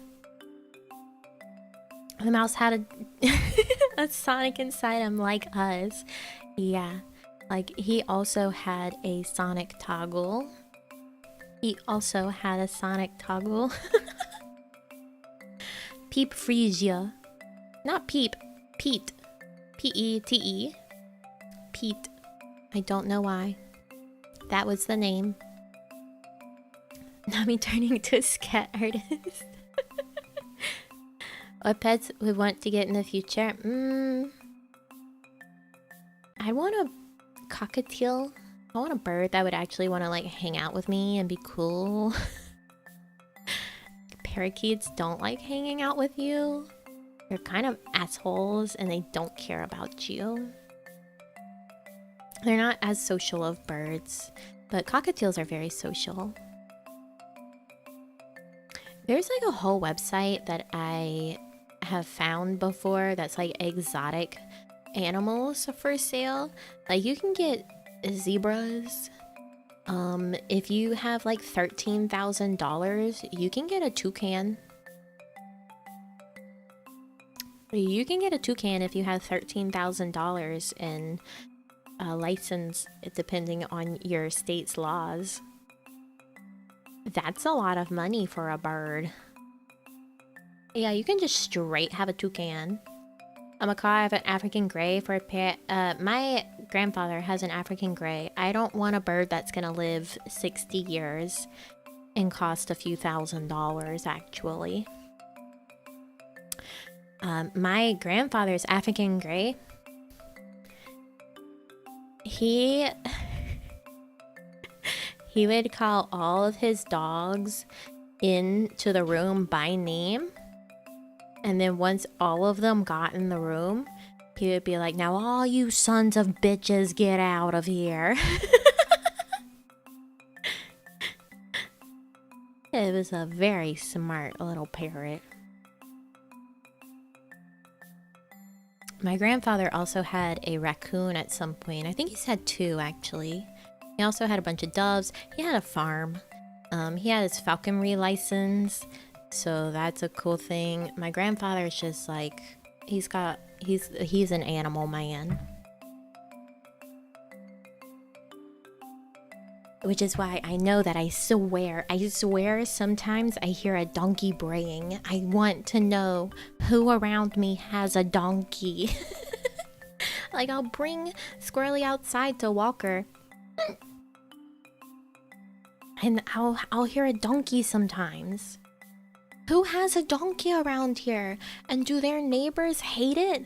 Do their neighbors hate the fact that they have a donkey? Like, donkey brays are a very distinct sound. I can't imagine anything else sounding like that, especially so loud. Like, if you got something that just needs like some oil or some WD-40 that's sounding exactly like a donkey and it's that loud, you have issues.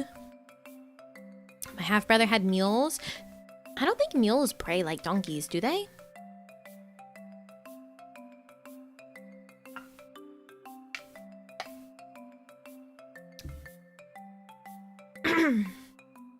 But yeah, I can hear somewhere nearby. Someone has a donkey. Oh, ba-dong.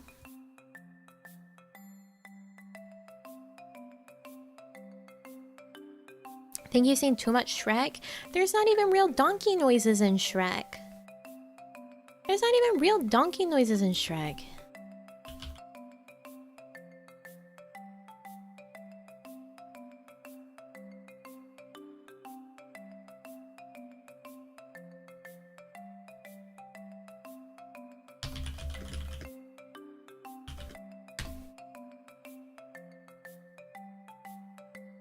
They're a big handful to raise. Mules do make a noise, but does it sound like a donkey bray? Like exactly like a donkey bray.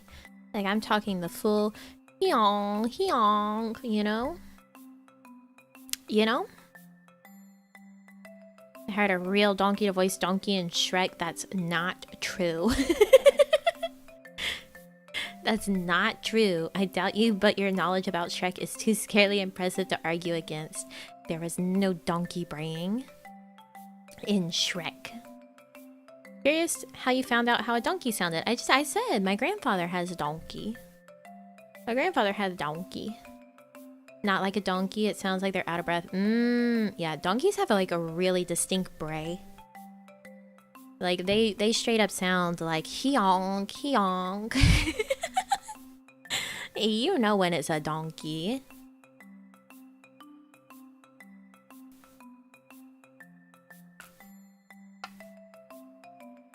Donkey is just a horse wheezing. No, it's not. It's like donkeys sound like the clowns of equines. They're the bike horn of equines. A friend of my mom had a donkey. He just wanted its ears scratched all the time. It was real cute seeing a big animal just want to be pet. Yeah, donkeys are really sweet little animals. They honestly are.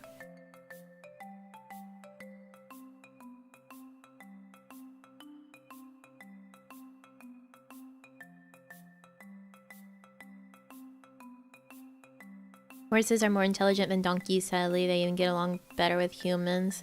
Well, you know, a lot of dog breeds are way smarter than other dog breeds, and yet people still deal with them. Chihuahuas were basically bred to be hot water bottles, so they're dumb as rocks, and still people really love Chihuahuas. People really love Chihuahuas.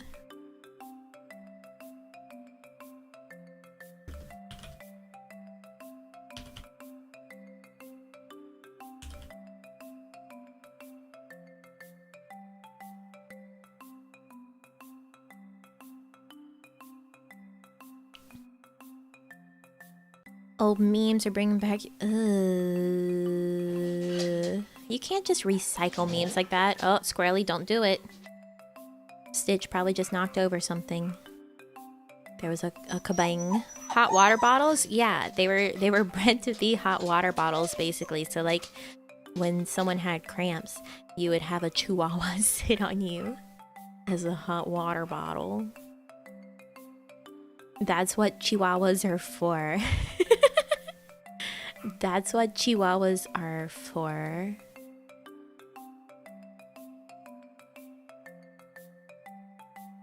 They're dumb little dogs.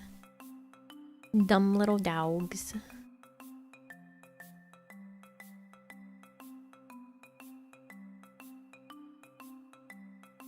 That's why they were bred. Yeah, that's why they're like tiny and stupid. I don't know why they have the giant ears. I'm not sure what the point is for that, but yes. Yes.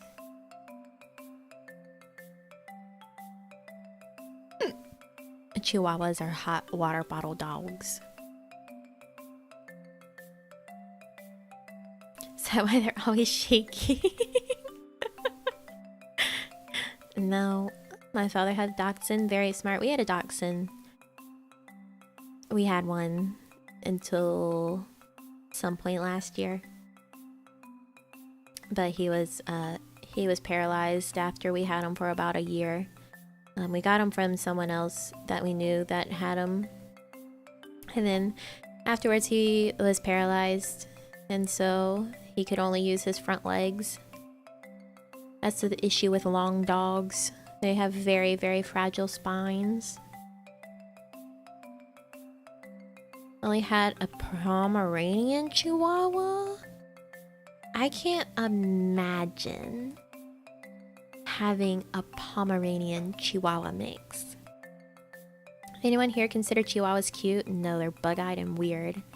And their heads are messed up looking, especially applehead Chihuahuas. Deer heads aren't as disturbing looking, but applehead Chihuahuas look like aliens, and deer heads look like rats. But like actual rats are cute. I like actual rats. We had actual rats at some point. We had one named Pearl. It bit my finger almost to the bone. And then after Pearl, we had two, and they were named Hershey's and Cinnamon. And they were very sweet. And they were very sweet. The second worst dog breed. Chihuahuas are just awful creatures. Yeah, our first pet rat nearly bit my finger to the bone. I'm just gonna gloss over that one. I have like very faint scars now where it happened. Rats got some powerful chompers. But I think it's because Pearl was not like bred and raised to be a pet rat. I think she was meant to be like a feeder rat. So she wasn't conditioned properly. So whatever, that happens. You have animals, they bite you. If you have like hamsters or rats or even like guinea pigs, you're gonna get bit. Probably. Like, you've got a pretty high chance of getting bitten. That's just part of life. You just accept it. You just say, yeah, I could get bitten from this animal, and that's okay. That's okay. You have scars from that? Yeah. Yeah. Look, man, she bit me nearly to the bone. Of course I have scars from it. Rats got some real teeth on them. They'll eat their way out of you. They'll eat their way out of you. Like, it's kind of scary.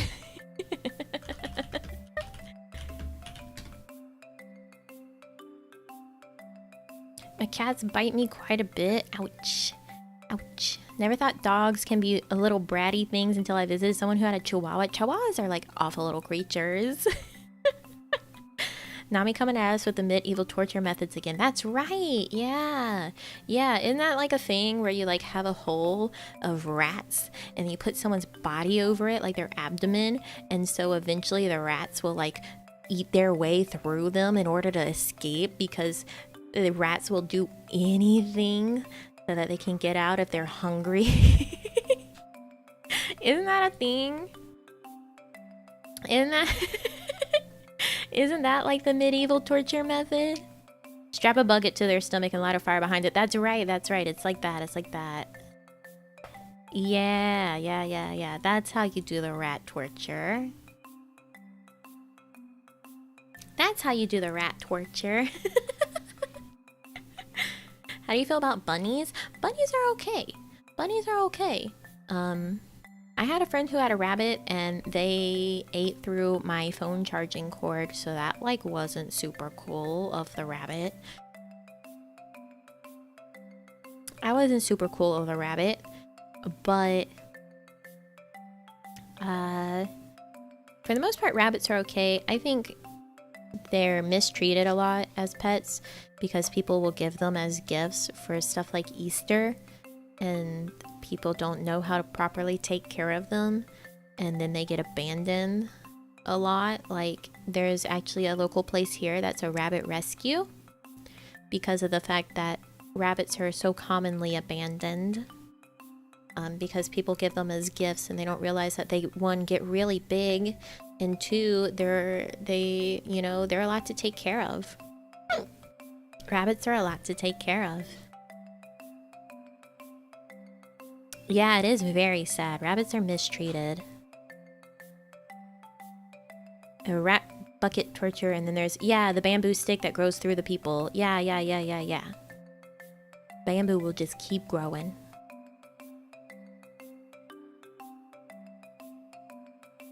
I learned so much from these streams. Torture with rats, how to knife fight. I'm arming you with real world knowledge. I'm arming you with real world knowledge. Don't understand how anyone thinks giving a pet is a gift. It's a thing. It's unfortunately a thing. I think the only time that it's acceptable to have someone, like, have a pet be given as a gift is if the person receiving it has expressed that they want that animal and they are well aware of how to take care of that animal, and they also are financially able to take care of that animal after you give it to them. Otherwise, don't give them a damn pet. Give them literally anything else. A nice pair of socks. Didn't Mythbusters bust the bamboo thing though, did they? They said it's busted, but it's possible. It would take more than the time they tested it though. Mythbusters does sort of like rush to bust or prove things a lot. Because it's TV. I kind of have to. Keep pigs as pets. You can use them to dispose of all these bodies. It's true. Yeah. If you keep your pigs hungry, they'll eat anything. Even bones. Love that for them. If you know anyone with a pig farm, be careful. Be careful.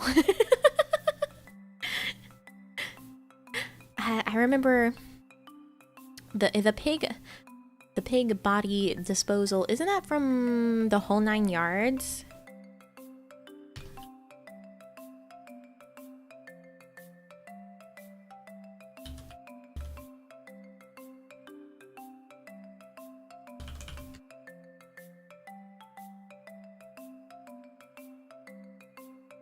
I think the Whole Nine Yards involves a lot of killing, death cover-up.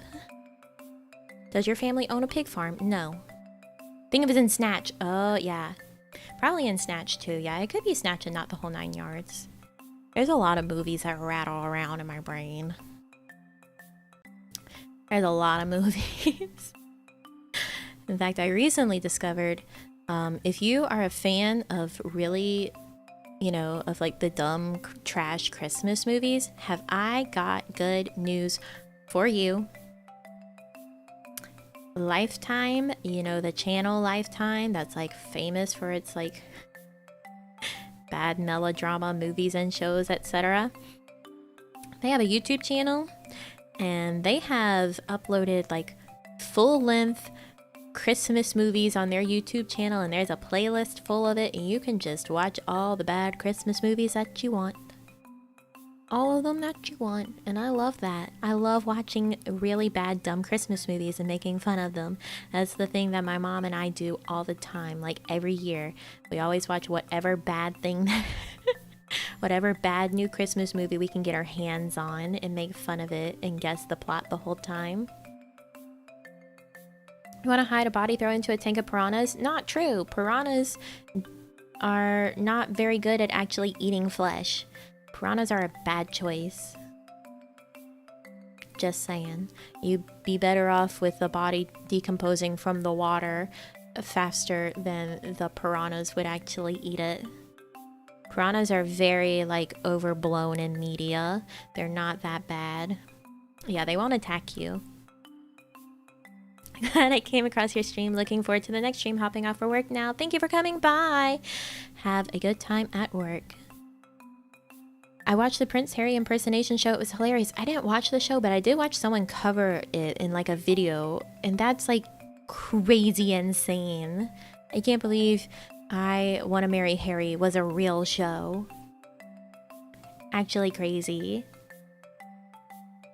They won't get rid of the bones like pigs will. Yeah, that's also true. They will not. They will not. Yeah, piranhas is just not a good method. It's a great one for TV and movie, but practicality, no. Practicality, no. If I ever need a plan a hit, I'm calling you. My services are not for sale. In fact, there are no services. You don't know anything. You've never heard anything, all right?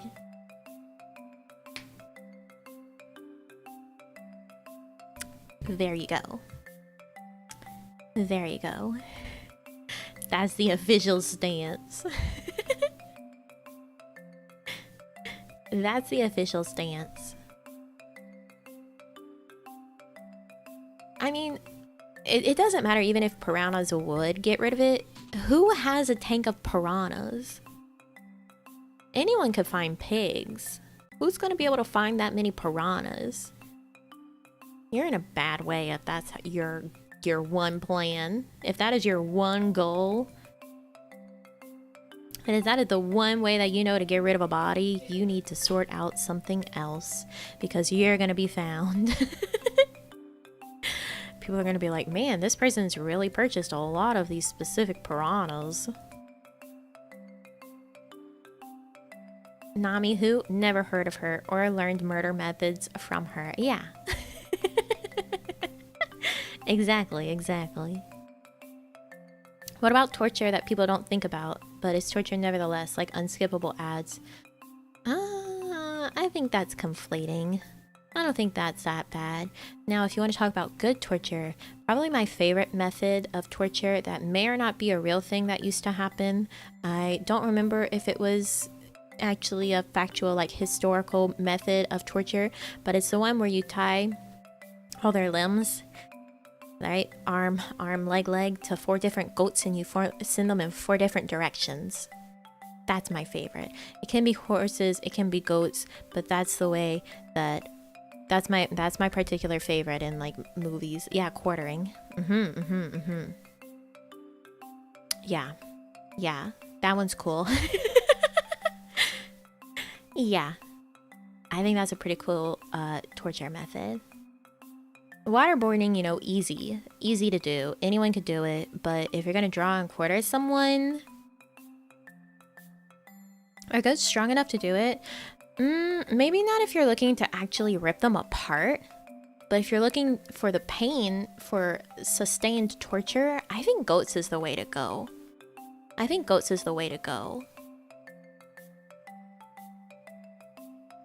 Like, yeah, sure, if you're looking for execution, go with a stronger animal. But if you want just sustained torture, goats.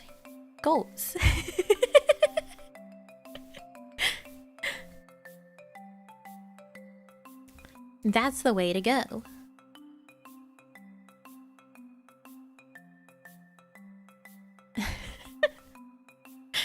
My favorite one is this method the Germans used back in World War I. They get a spike, drive it into a certain part of the fence, and twist it around. Euf. Goats for pain. Yeah. Goats. Goats for sustained pain. Learning the execution basics with our lovely healer.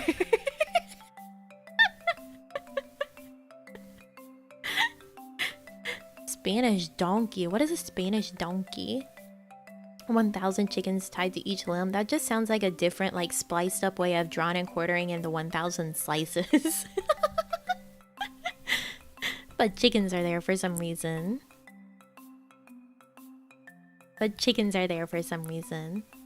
Goats are cute too, so it makes the torture even more pleasing. Yeah, you get to look at cute goats while you're doing it. Right?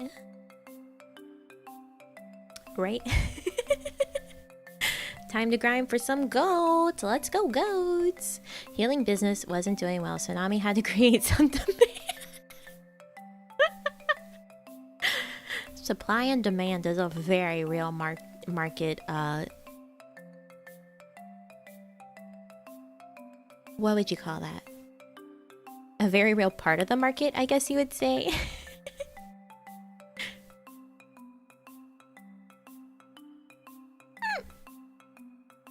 I think the worst torture method I've heard was being neck high in a large tank of lampreys as they suck your blood.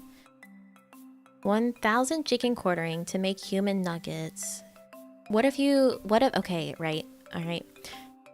The 1,000 chicken nugget torture. You have to eat 1,000 chicken nuggets. That'd be torture. Have you ever tried to eat a whole bunch of chicken nuggets at once? Like, you can be there like, oh yeah, I could totally down like 50 nuggets. But once you get past like 15, you're gonna have a bad time.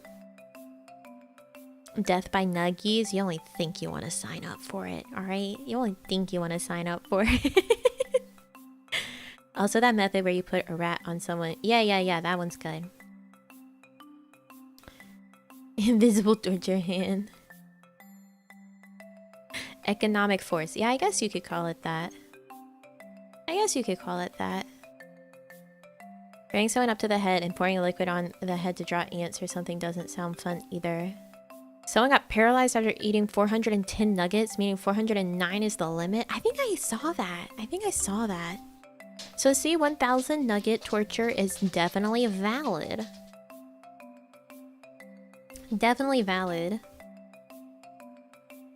This is delicious. I think 1,000 nugget torture should be the new gold standard.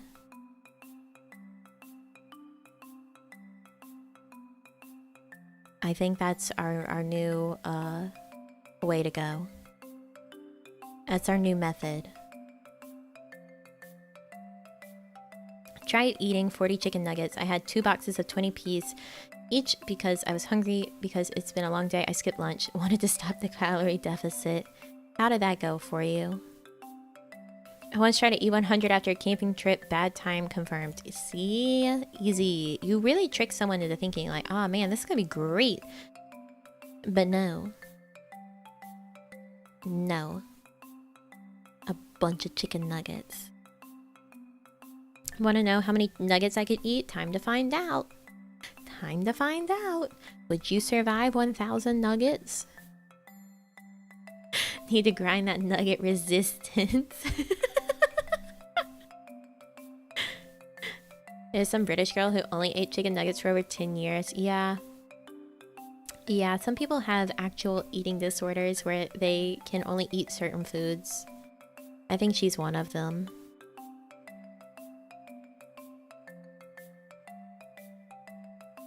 Eating 100 of almost anything is a bad time? Yeah, but this is 1,000. As long as they're dino nuggets, you're cool. Really? You want to eat dino nuggets? But the breading would be so heavy in your tummy. You wouldn't want to have something that's more like a nice battered nugget. Like, if you think about it, McDonald's nuggets are basically tempura chicken nuggets. Like, that's the same sort of batter going on. And I think that would be a way lighter in your stomach than breadcrumbs. I think it would be way lighter. Death by black licorice. Putting black licorice anywhere near your mouth is like experiencing death. Black licorice is disgusting. It's gross. Why would you eat it? Didn't work like I thought it'd go in my head. Maybe it was the breading on the nuggets, but I started to sweat after 21, and after that, I couldn't do anything besides camp in the bathroom. I'm sorry for your suffering. I'm very sorry.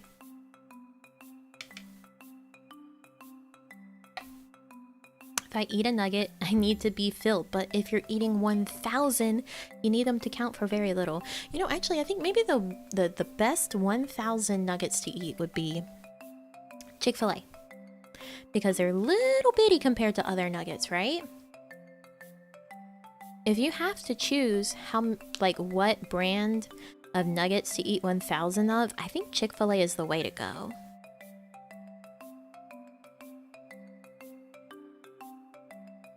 If you could only eat one dish for the rest of your life, what would you pick? Sushi of some sort, but then I would probably die of mercury poisoning because you're really not supposed to eat that much fish all the time. But if you never had Chick-fil-A, that's okay. Just know that their nuggets are really small. They're very tiny. And they're like proper meat. Like they're not the spongy goo nuggets. They're real meat. I mean, spongy goo nuggets are technically real meat. They've just been processed. But it's as if like they just chopped up a chicken breast and then breaded it and fried it. They're very small. Chick-fil-A nugs are so small I feel disrespected whenever I order them. That's exactly why they're the best one to use for the 1,000 nuggies. Mystery meat nuggets. I mean, maybe mystery. I think it's just like... most of the time when you get like the spongy nugs, I think they're made with like more thigh meat and dark meat than breast meat because of the fact that they have a stronger... like chicken flavor. Chick-fil-A nuggets are good, but let's be honest, our sauce is boss. The Chick-fil-A sauce is amazing. Food Theory did an episode on if you could only eat one meal. Ooh, interesting. Rather make my own nuggies. That's a good option too. Ooh. Actually, if I had to eat 1,000 nuggies, would Karaage count as nuggies? It's kind of like nuggies. Kind of like nuggies. Karaage is delicious. I love making karaage. I want Chick-fil-A, but they're closed. I'm sorry. I'm sorry. You could actually survive off fish for your entire life. You gotta be careful about mercury poisoning. What's that? Karaage is delicious Japanese fried chicken. So tasty. Think they would count as nuggies? Yeah, I think karaage is definitely like nuggets. It's just different, but delicious. I love karaage. Karaage is so good. My mom makes some killer karaage, even better than the Japanese restaurant makes. Hell yeah. I would make karaage, and I would do it so like I would bread in flour and cornstarch, but you make sure that cornstarch is like the last breading, and then you double fry it, right? So you fry it the first time to actually cook the chicken, and then you fry it again just a little bit longer at a higher heat to really get it nice and crispy. It's so good. I love karaage. So good. And the cornstarch is good for making it really nice and crispy too. Is it air fryable? Not really. You could try. I don't think it would be good. I don't think it'd be good. 1,000 nuggies from them would be like $663. That's expensive. That's wallet torture too.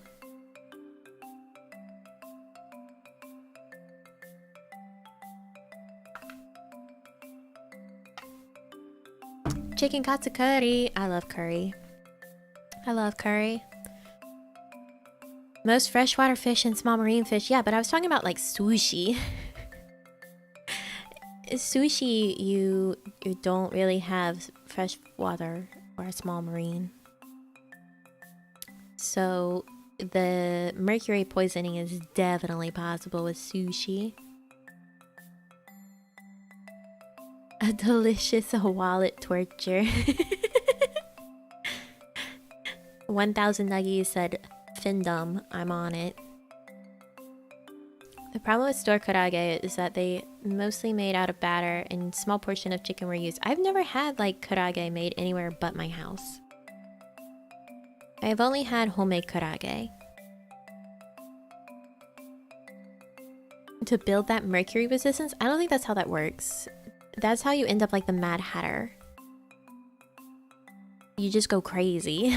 You just go crazy. It's possible with sushi as long as you eat a good diet with plants. Okay, but the thing is that you guys were talking about having one meal for the rest of your life, okay? You can't be adding all these additional conditions whenever I bring up the problem with my one meal choice being mercury poisoning.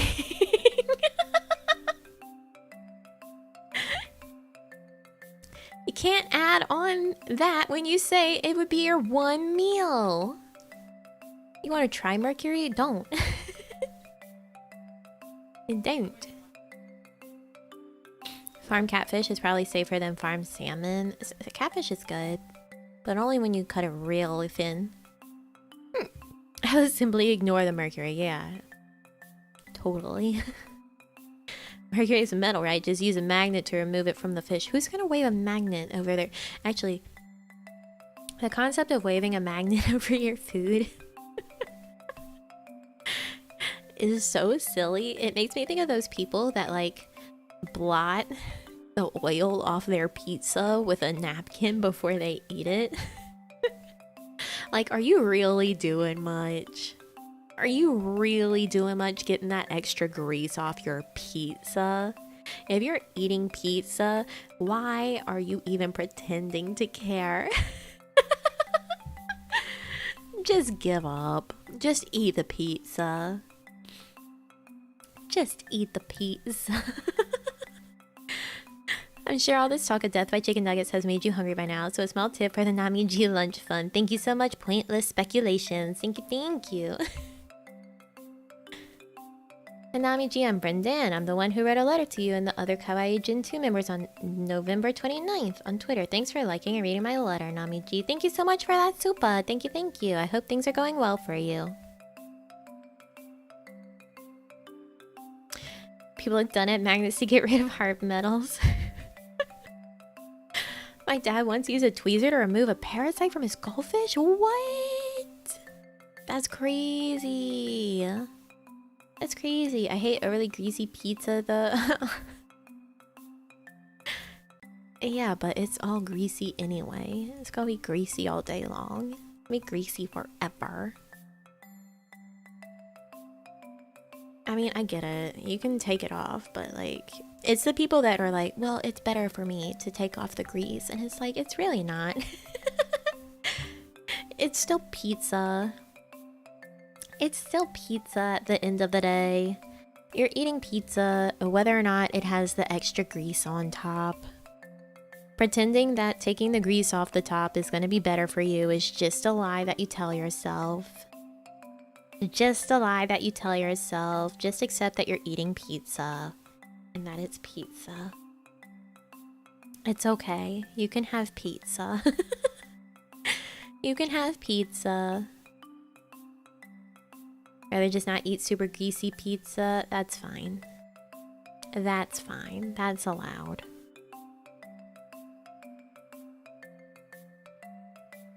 I don't know what kind of pizza you've been having. If you've never seen someone blot their pizza with a napkin, I can't imagine. Reminds me of the people ordering a lot of greasy junk food but with a Diet Coke. Okay, to be fair, sometimes that's because of actual dietary issues. Like if you're a diabetic, you can't have normal soda. But you can still eat greasy junk food. But you need to have diet soda. Like I saw a story once of some person who went to the movie theater with their younger brother who was diabetic. And so they ordered him a diet soda. And the person who made their soda decided to give him a normal soda. And he started going into like diabetic shock because of it. And they were like, what did you do? Did you give him a normal, like, did you give him a diet soda? And the person was like, no, because he's a little kid. Why does he need diet? Like, it's not up for you to decide. Give the person what they ordered. God, it's not your business. It's not your business. Stories like that and like food allergies and stuff like that, like you don't get to decide what other people put in their bodies. Get off of it. Isn't Diet Coke worse though? If you're a diabetic, you cannot have a normal soda. You can't have normal soda. It will put you into shock because of how much sugar is in it. You have to have diet sodas if you have a soda.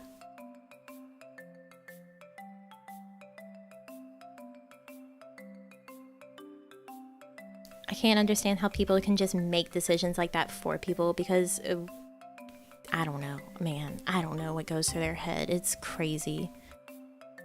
It's crazy. Just do what you're paid to do. And that's give people what they ordered. Specifically, type 1 diabetes is going to actually kill you. Yeah, it could actually kill someone if you give them a normal soda and they have like diabetes like that. It's actually wrong with Diet Coke. I don't mind replacing my regular Coke with diet. Aspartames.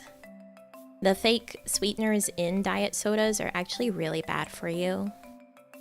They're terrible for your kidney and I think also your liver. So if you can have normal soda, you should probably have normal soda.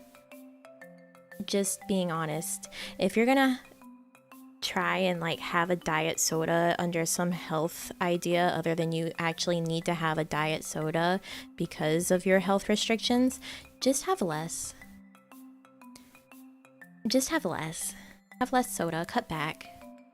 Yeah, aspartame tastes awful, 1, and then 2, it's really bad for your body. It's really bad for your body. Like, just cut back on soda. Have water, please. Don't they make some stevia sodas now? Stevia, I think, is a little bit better. It still tastes disgusting. I hate when I get something like tea and it's got sweetener in it and it's like, I don't want this. Like, I'll order tea bags from a site that I like the tea of. Like, I'll order tea bags from them and then sometimes I'll get something and I'll make it and I'm like, this tastes awful. Why does it taste like chemical sweetener? And then I go and look at the ingredients and there's stevia in it. Why are you pre-sweetening my tea? I ordered a tea bag. Why are you doing that to me? I didn't want this. Not sure if the other Gen 2 girls read my letter, but I just want you to know that I will support and hope for you and the other kawaii girls to be successful, even if I can't watch all your streams since I'm in the army for 2 years. Thank you, Brendan, for that other super. Thank you, thank you. They did see it, we talked about it, and they wish you the best as well. Diet Coke is a different formula from regular Coke, where Coke Zero is regular Coke with the sugar replaced with aspartame. Interestingly, new Coke was Diet Coke with the aspartame replaced with sugar. Why? They are eating a leaf from a stevia plant. It's weird how sweet they are for being a leaf. I have not. I think stevia is disgusting. It tastes like any other aspartame or like fake sweetener that's not sugar. It just tastes chemically and I don't like it. I don't like it. I don't like the flavor. Put stevia in the tea bag. Yeah, they put stevia in the tea bag. Why would you do that to me? I just wanted tea. I think it was like a specifically like a peppermint bark tea that I got, and I was so excited. I was like, this is gonna be so tasty. And then it had stevia. They ruined my tea. They ruined my tea. I just wanted good tea and they ruined it. My tea bag ruined. Ruined. That's like when Waluigi, that's one of his voice lines in some games, he'll be like, I'm ruined.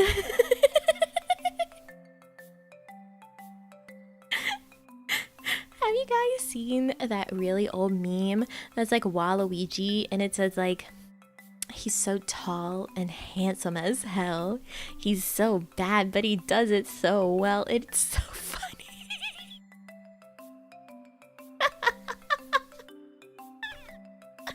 It's so funny.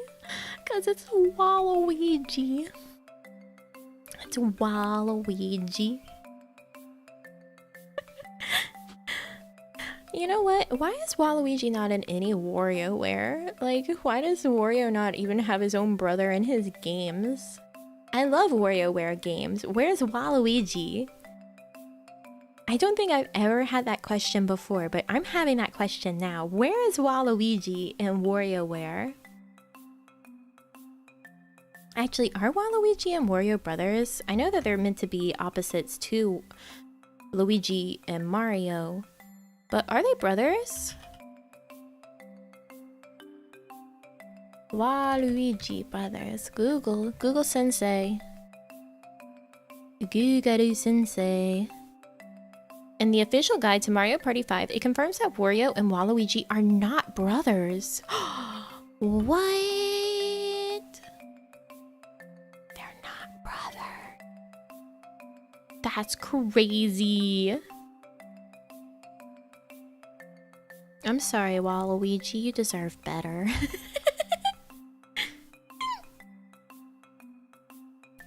I once bought some interesting herbal tea, only to discover a couple hours later that it was apparently a quote-unquote health tea with senna leaves, a particularly nasty laxative. Fun! Oh, great! We love being forced to quote-unquote cleanse and detox, right? You gotta get that water weight off. Gotta get that water weight off, you know, instead of just having like a good diet where you eat good, varied fiber. SMH for Nintendo not making him a Smash character. We need more Waluigi content. Waluigi was just created because Wario needed a partner in tennis. Yeah, I know. I love Mario Tennis. I actually had Mario Tennis on the Game Boy Color. That one is very interesting because, like, you're like, where are the Mario characters? Where are the Mario characters in this Mario Tennis? I don't know. I think maybe they show up at some point. I wouldn't know. I never saw them. I never saw them.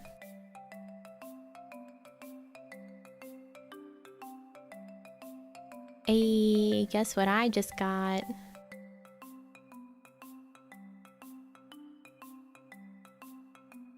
I just got my membership badges and emotes files. Woohoo! Wahoo! No sneak peeks. Haha. No sneak peeks.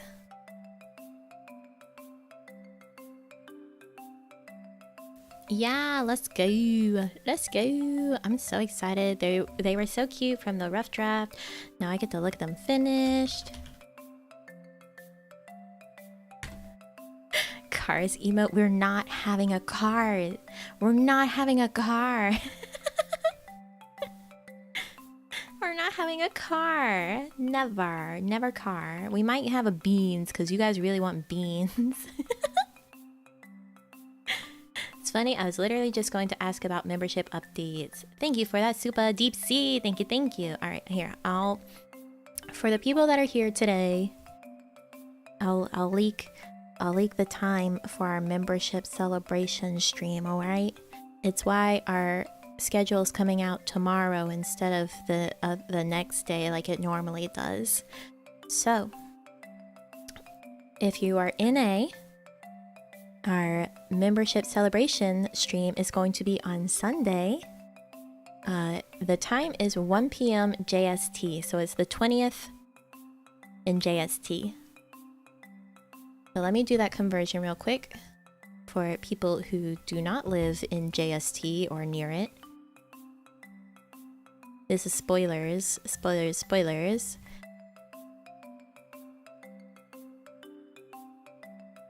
Secret spoilers for this stream.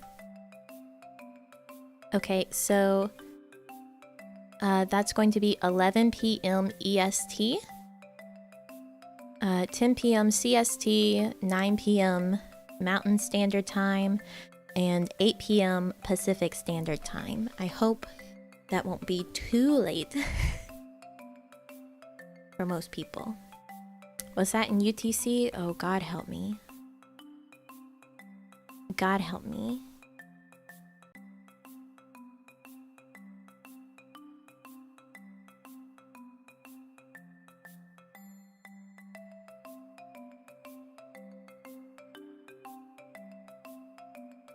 Richie's looking at 1 p.m. JST for beans. We're not having beans. Not beans. No beans.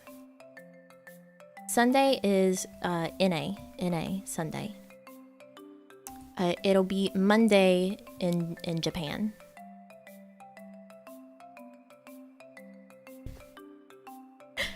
Second I see the weight room, I'll be taking a day or break. Well, the schedule's going up tomorrow, so the weight room will be up tomorrow. So there you go. This is your sneak peek, your spoiler, your warning. You now know.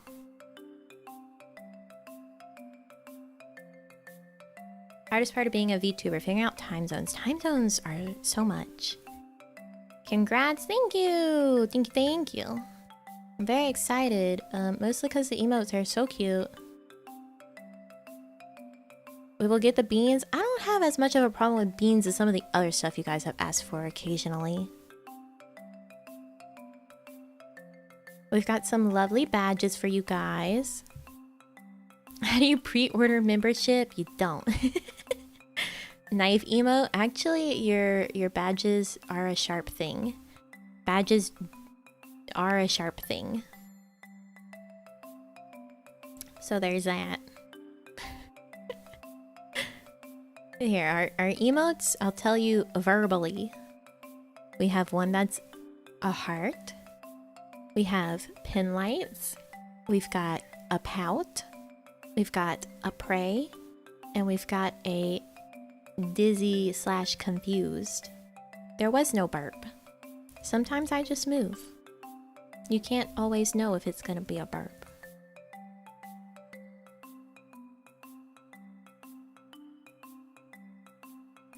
Simply stock the waiting room to wait for them to be enabled. Yeah. Oh yeah. Yeah, pray. An official Heroji design. You guys keep asking for that. I have yet to think of one. There will probably never be one because I have no brain for it. I have no brain for it. I just can't think. I've tried and I have nothing in my skull for a Heroji design. Pray, the first pray. Adopt a design you really like. I mean, if you guys like one, that's what matters, right? Because it's for you. It's for you, not for me. So you guys as a community need to like what the design is.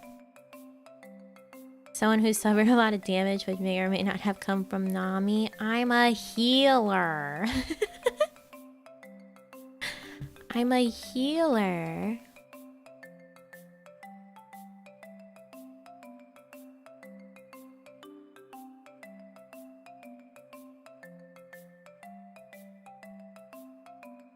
Made a Heroji design before. Yeah, Mabu, you ought to share it again on Twitter. I think I retweeted it.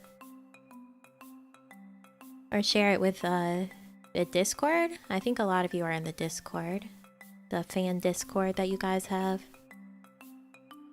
Best healer. Yeah, see? Yeah.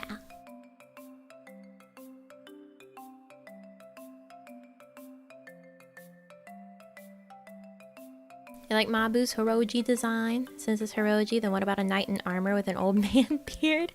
Okay, I didn't realize until after people started being like, oh yeah, Oji, old man, that you guys were gonna take it that way. It's Heroji because of the G at the end of my name. Nami G. So it's hero and G. And I didn't think about the context of Oji. I didn't think about that. What's Discord? I only chat with people through PictoChat. We love PictoChat. Love PictoChat.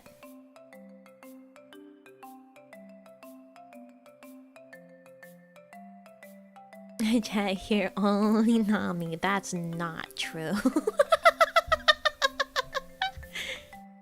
That's not true. But that's okay. That's okay. I like Mabu and everything he does. He's my Heroji. Wow. It's old man hero. If you guys want to be old men, that's on you. That's on you.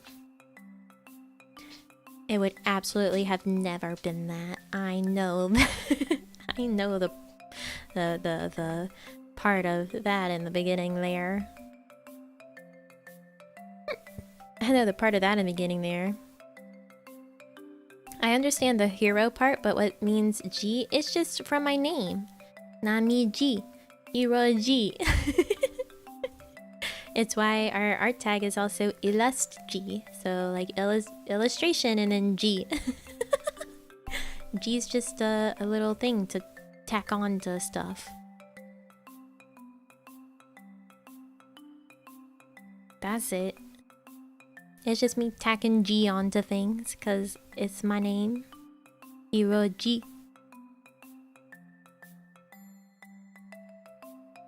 Bad back and digestive problems marks me as an old geezer. Got bad knees too, man. Knees are messed up. I don't think the human body was made to exist sometimes. Pomeranian with a helmet and a small shield. Why a Pomeranian? Why a Pomeranian? Name Gee. I'm not convinced there's some deep lore behind the G that she's not telling us. There is none. I just like the G. We weren't meant to be bipedal, that's for sure. I don't think so, man. Our spines are messed up. Our knees are garbage. You like Pomeranians? That's fair. That's fair. Two-part emoji of a corgi. Why? We don't need a corgi. I don't need you guys spamming a corgi for when squirrel bark. Human body low-key whack. It is. What's wrong with us? What's wrong with us?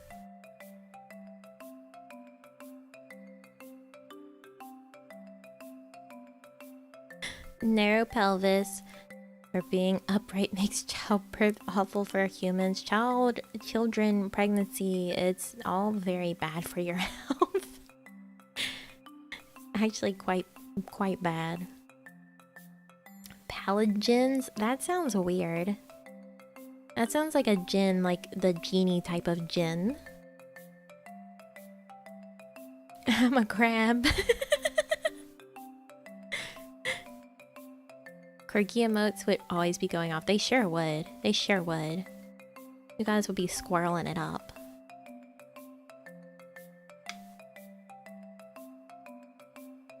Humans can't produce vitamin C naturally. We're so weird. Every part of the human body is weird and wrong.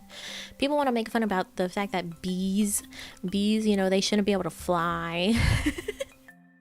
The human body shouldn't do all the stuff it does.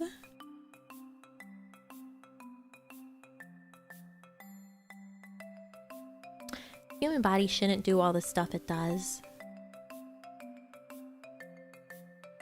Human body has some wonderful systems, but I don't think we're humaning properly. I don't think so.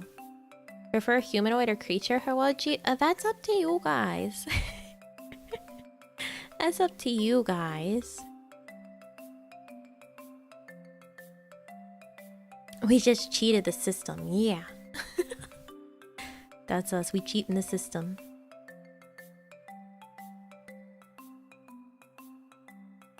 The human body's so weird. What's up with it? What's up with it?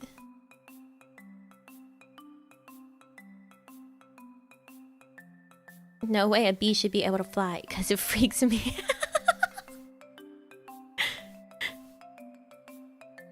You say that, but you seem to like things so far. I don't know what you're talking about. I just don't think that you should be open because OG wasn't the point. OG was not the point. Cheated the system, and now we have to pay for that by forcing ourselves to commit to actions we aren't designed to safely do. You know what? That's fair. I roller skate. That's not safe. Roller skating's not safe. You know, it'd be a lot easier to remember to actually drive my car if I had indoor wheels for my roller skates so I could go to the rink, but I only have outdoor wheels for my skates.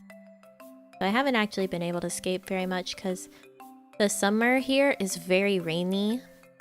It's very rainy, so you don't want to use your roller skates whenever it's like kind of wet, because that's a good way to rust your bearings and stuff. So it's only really, also it's very hot here in the summer, so it's only really gotten into like good weather for skating quite recently. I need to do more of it. But you guys take up so much of my time. I'm kidding. Did your battery die in your car? No, I drove it to the store earlier. Everyone on Twitter was all like, oh, your battery, your battery, your battery. Like, guys, I drive my car like once a week. I drive it like once a week to make sure that nothing bad happens to it.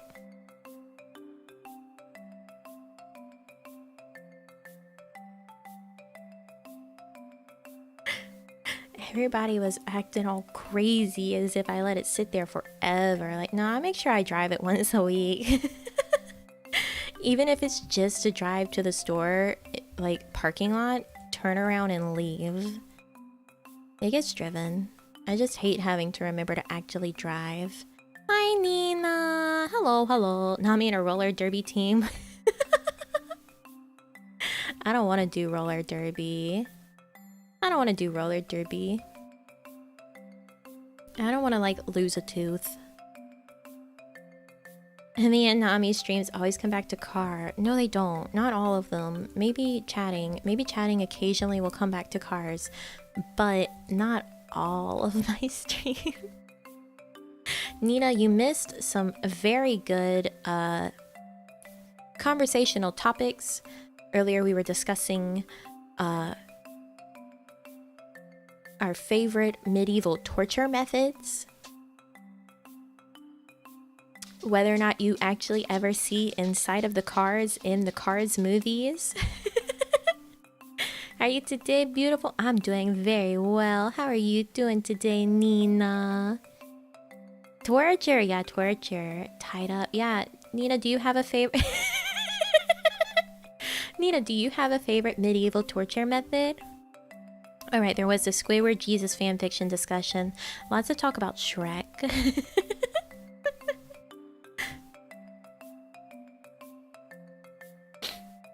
Lots of talk about Shrek.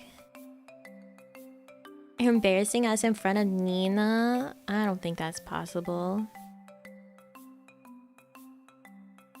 There was no R34 with cars together. Don't you mash them up like that. We did not talk about R34 cars.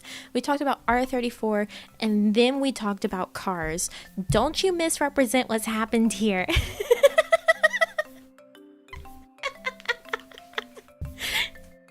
Hey, at least get it right. Get it right.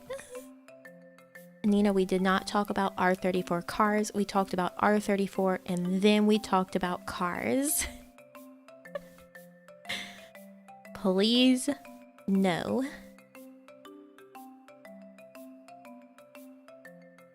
That is the record. That is how it stands. You have a really nice car. Nina, did you know that there's a man in a sexual relationship with his car out there? You could be like him if you have that nice of a car.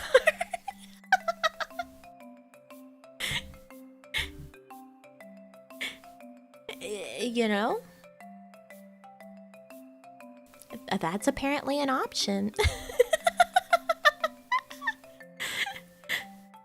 Can I DM you a pic of my car? Oh yeah, show me your car. Oh, I see your nice car. You got a Maserati, Bugatti, a Lambo. I highly doubt these are Nina's cars. I don't think Nina has a Maserati or a Bugatti or a Lambo.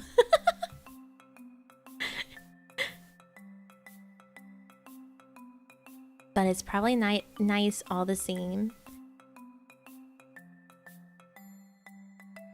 Woke up in a new Bugatti. It ain't mine though. Would love to have a Bugatti. Bugatti Veyron. You know what I also really love to have? I would love to have like a muscle car, like a classic muscle car. Would love to wrap myself around the tree in one of those. Ooh, that is a nice car. A Subaru. Very nice. Looks nice and sleek. You could have a relationship with that car for sure. She drives a Fiat. Thank you, Zavi, for that. Thank you, thank you. Thank you, thank you. Sports car. Yeah, you got a nice car. Glad I own my car. I don't have to do payments. I just need to wash it more. I have my car, I barely drive it, and yet here I am having to pay a whole bunch of money for insurance every month because our car insurance where I live is very high. That Impreza, is it an Impreza? It's just the front of it. I just recognize the logo. It's not an Impreza, no.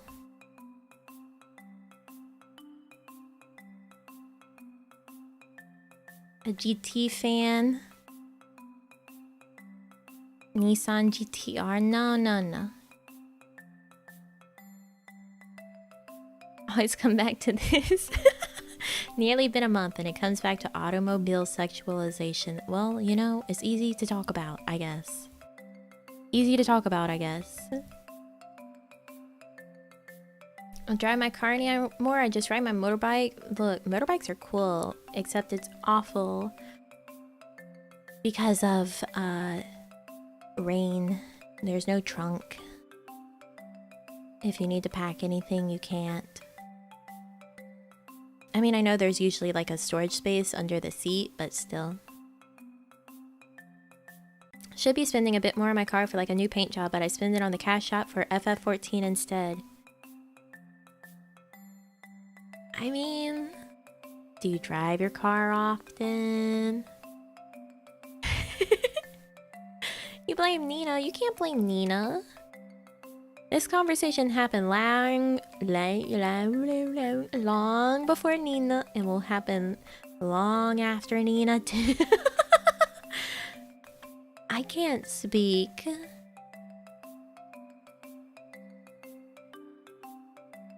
People really don't pay attention to bikers. It's almost like they know when a biker is on the road and intentionally drive more reckless just to troll them. People just don't pay attention to anyone but themselves.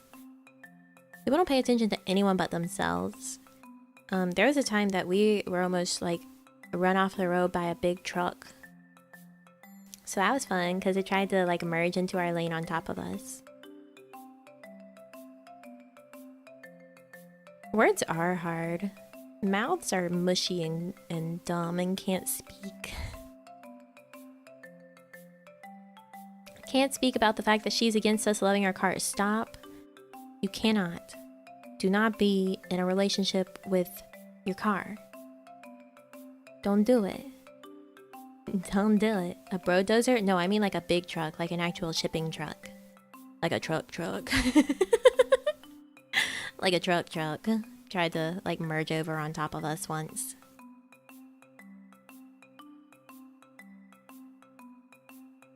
What if the car makes the first move? Asking for a friend. The car will never make the first move. I just got pancaked by a Range Rover on my bike because I didn't bother to stop at the stop sign. You love to see it. Furious a public announcement short. We may listen to you. You guys want a public safety announcement short? That's me just saying do not be in a sexual relationship with your car.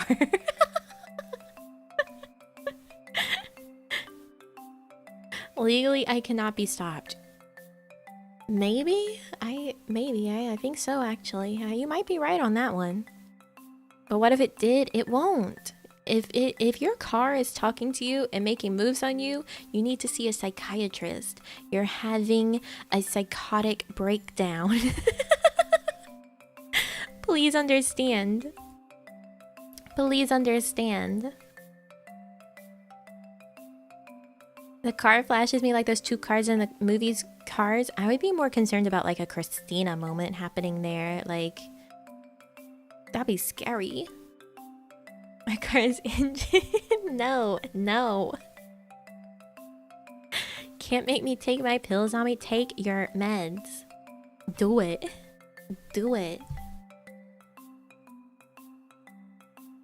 I think I watch Cars too much. Maybe that's why. Stop watching Cars.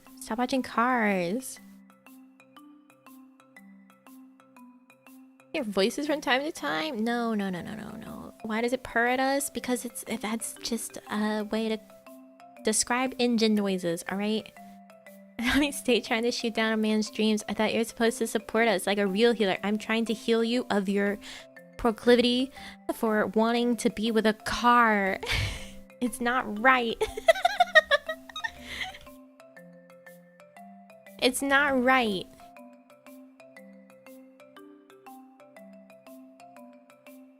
It's not right. It's not natural. Disclaimer, production kawaii and the talents do not endorse engaging in an intimate relationship with a motor vehicle. I surely don't. Don't tell me to take my meds. It's just allergy medicine. Not for you to decide what's right and wrong for everyone. I don't know, man. I'm the healer here. I control the rate of die. I'm not reading that one. I know you're supposed to heal us, but you're supposed to support us too. Support this relationship. I will not support something that's bad for you. My beater of a car breaking down as much as it does, I feel like I'm on the receiving end of a particularly twisted, intimate relationship with it. You're being abused. Get out. You're really a healer? Why are you killing my feelings for my car? Because that's not killing. I'm healing you of your car problem. Don't worry, chat, I'll support you. Let's kiss our cars. Nina! Nina, no! Not a medical professional. Yeah. I'm not a medical professional.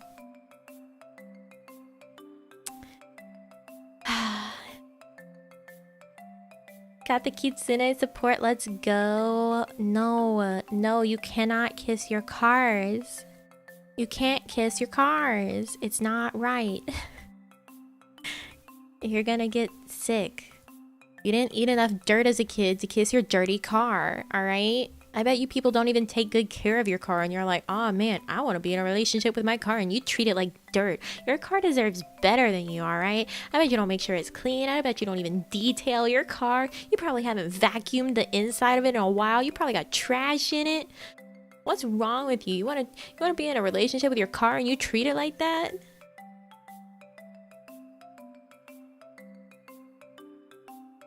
That's messed up. When's the last time you got your oil checked? How about your tire pressure, huh? Huh? You're not treating your car like the queen it is.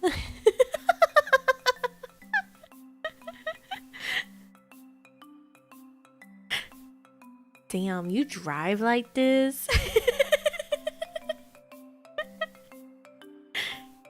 Can I name one of my cars after you, Nami? Sure, as long as you're not in a relationship with it. Don't look up Dragon's X cars? What? I don't want to know. I don't want to know. Tire pressure has sensors in it. It tells me automatically. What if they fail? What if they fail? Take perfect mechanical care of my car, though it still has mud on it from my hunting trip. How long ago was this hunting trip? How long ago? Do you clean your car at all? I'm not the one wanting to be in a relationship with my car. You don't need to question what I do. I'm not the one that's saying I want to kiss my car. Only a few weeks and you're saying you want to kiss your car? I don't have a car yet. I'm waiting for the right one to come along. 2 cursed subreddits involving cars and dragons that are quite popular. That sounds awful. Can I make a Nami Tasha? Sure. Sure. Nami has a dirty car? Not really. I barely drive it. How would it be dirty? There's like nothing in my car, too. There's like nothing in it except for, I think, maybe a receipt or two. I don't know.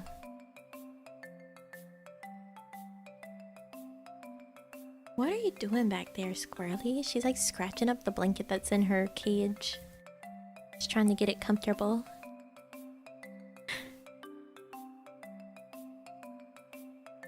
Moral of the story, keep your car in order. You should probably do that, yeah. Paranoid about tire pressure. Mishaps in the past, so I check it frequently. I don't drive my car enough for it to really be dirty inside, but it's been a while since I vacuumed. You gotta take care of it.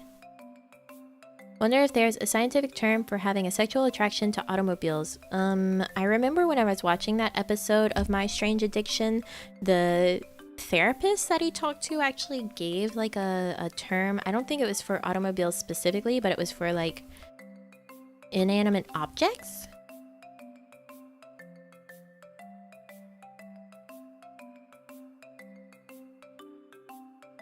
No, because autophilia is like self-love. You can't just put auto. Auto is like yourself. It's like autonomous.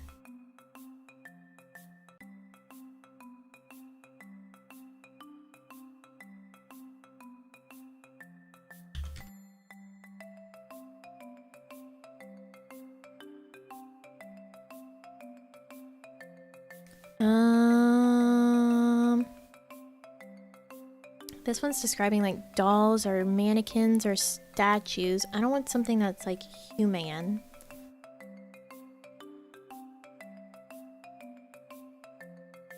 Ah, mechanophilia. I see. No, no. Alright, alright, alright. I looked up like philia cars and then it's like images for philia cars and then under, you know, it's got like the images and then on top it's got like suggestions for additional words for the images and it's like Volkswagen, right? Okay, normal. And then it's Lightning McQueen. And then Disney cars. I'm closing this tab. I'm closing this tab.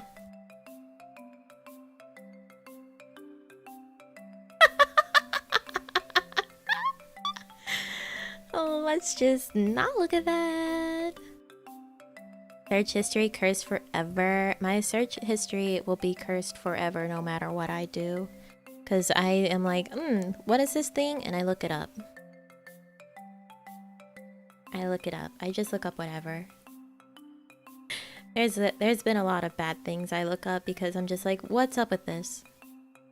Like, I think when I was saying the bitter almond smell / taste thing, I googled it again to make sure. So, you know, Google has a search history of me looking up cyanide, so that's a thing. And specifically like what cyanides taste or smells like.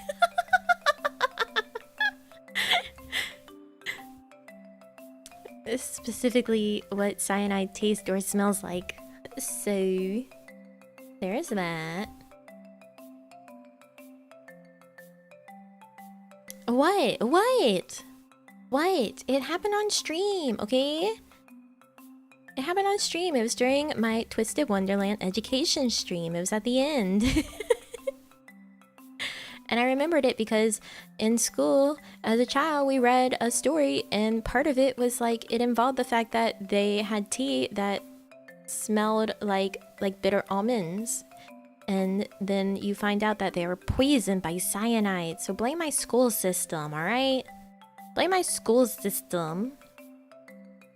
It's not my fault. It's not my fault that I found out. The end of that stream. Yeah, it was at the end. It was at the end. Yeah, it was like in a short story that we read in class. And there was cyanide poisoning. And the talk of it smelling like bitter almonds. That's why I remember it. Because I thought, man, I better never have anything that smells like bitter almonds. Because it might kill me. It might kill me. So let's not do that. Did you go to school in medieval Europe? No. It's healer school, cleric monastery, yeah. You gotta know your poisons, right? Oh, you mean...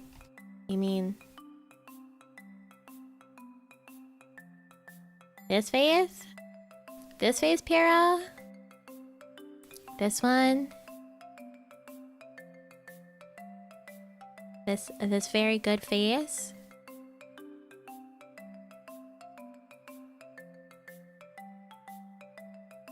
Healer school, where you learn how to use guns and knives. You know, you gotta learn how to keep your people safe. How to make sure that they stay safe. That's the one, yeah, this face. This good face. Oh, that was a big hiccup. You hear the chains already. Still has heart pupils. It's because it's a combination of two faces. You know, I got this, but then I also had the heart, so I just turn on the heart. And then, you know, I've got this one too.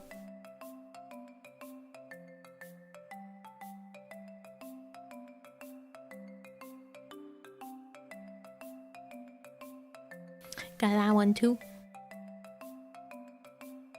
I already had my chains since the start of the stream. Lots of combos we can do here. Lots of combos. Cause we could do like the Like this.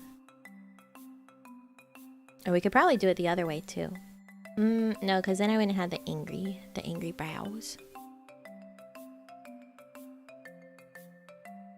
I could probably do this too, huh? Oh yeah, look at that. Combos, combos, combos, combos. Is hat removable? My hat is not removable. It's part of my skull. It's not part of my skull. It is not. Not part of my skull.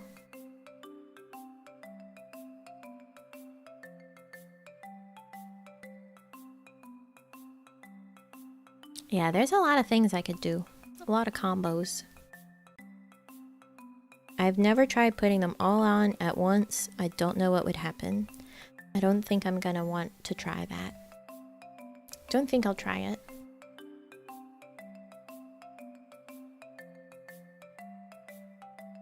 The hat is the source of her power. That's what someone said when I was like, I can't take the hat off before. They're like, well, yeah, the healer has to have hat. That's what makes you a healer. They're like, you have to have the hat to be a healer. It's your healer hat. It's your healer hat. Breaking it? It wouldn't break it.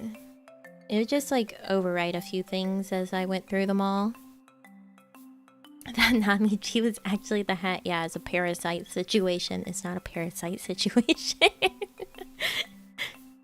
Here, if you guys really want to see it, watch. Alright, here we go. One by one.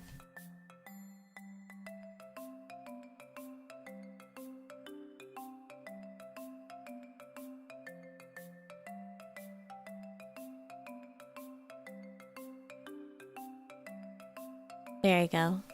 I can't open my mouth. Something overwrote that ability. But that's me hitting all of them sequentially.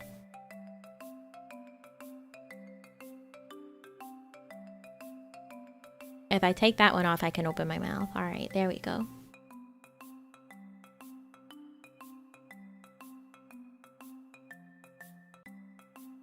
But that's all of them together. All of them together. It's a face. It's a face. Didn't know you have an uh-oh face? Which one? This one? My little embarrassed face? Yeah, I have a cry.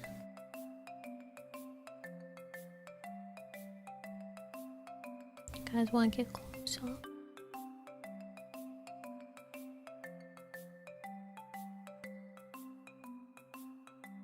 This is me when you guys talk about kissing your car.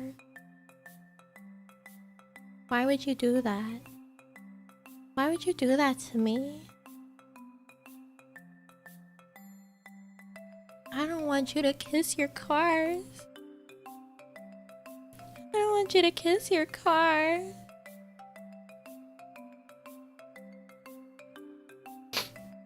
Don't kiss your cars.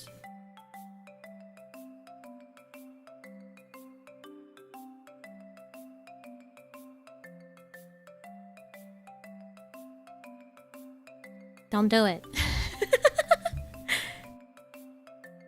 Kiss your homie's not your vehicle. Yeah. Yeah. Don't kiss your cars. It's not good for you. It's not good for anyone. Oita. Not that. That's me when I miss Nami. Can I kiss my homies and my car? No. Can I kiss my cat instead? On the head? Sure. Can't kiss our car. Who or what do we kiss? Your homie. Remove the hat and just leave the veil. You look like a bride in a wedding dress. I bet. Yeah. Probably. A little bit. The veil's cute. I wish I could take both the hat and the veil off. But I think I would look bald. I think I would look very bald after looking at myself with the hat and the veil. I think I would look very bald.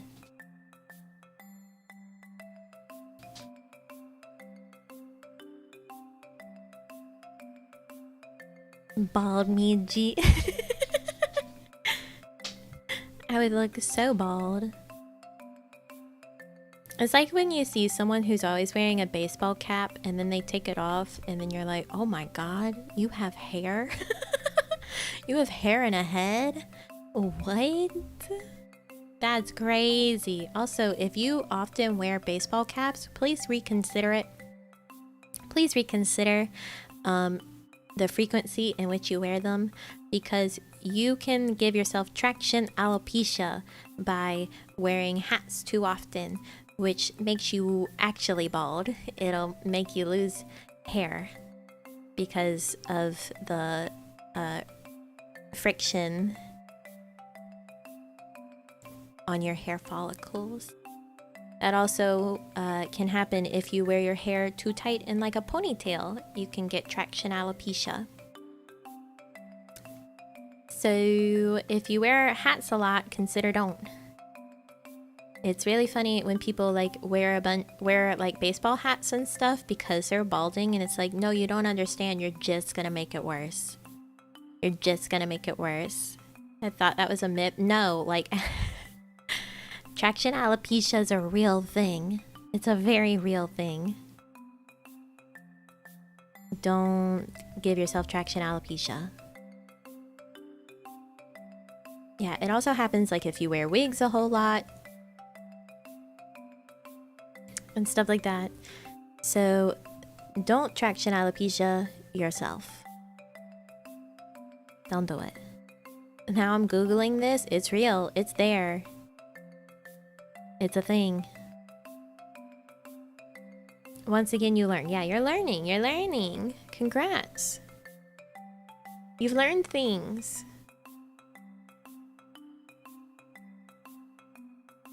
Hardly ever wear hats despite what my PFP might imply. Good.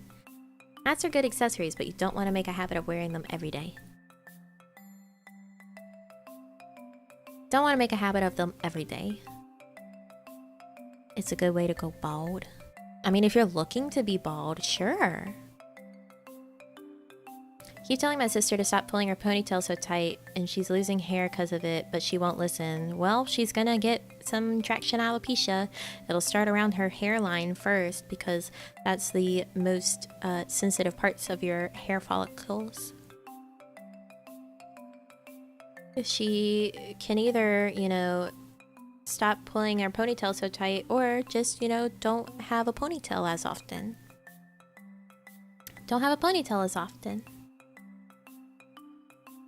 I wear a hat almost every day. You should stop doing that. Unless you have to.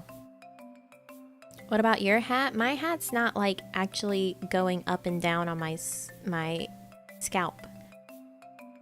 Like, it's the friction of taking the hat on and off that leads to the traction alopecia. I just recently started buying bucket hats as well. I mean, you know, like I said, you can wear them occasionally. You just don't want to make a habit of it. You don't want to make a habit of it. Because it's the like consistent, constant usage of hats, and that will lead to the traction alopecia.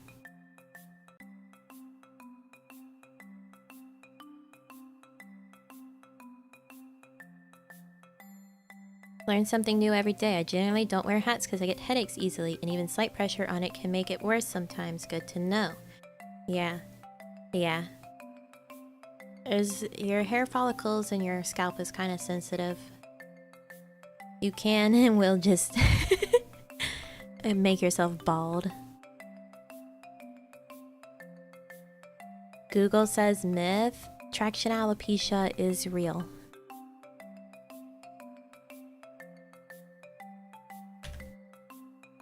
Traction alopecia is real. It's not a myth.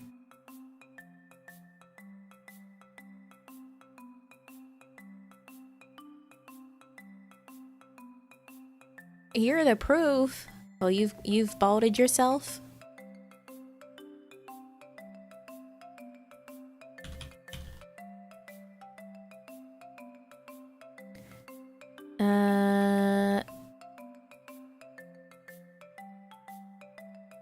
Traction alopecia is like the tension. It's friction alopecia. I think that does it with like stuff like hats.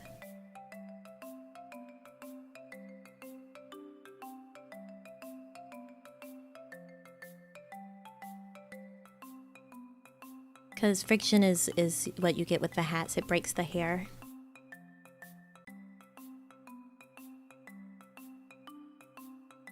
Traction alopecia is what happens when you have the tension of like ponytails and wigs and stuff like that.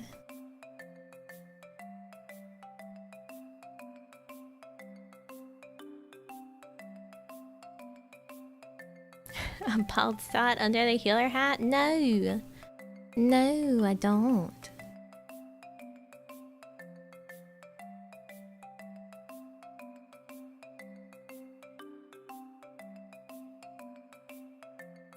I think usually when people look up like, hey, can a hat make you go bald? Like, we're talking about occasionally wearing a hat, not the type of people that wear a hat literally every day of their life. I know of people that actually wear hats every day of their life.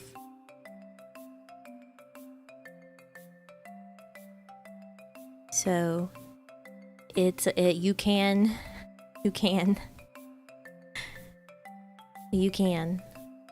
for sure, especially if you wear your hat tight.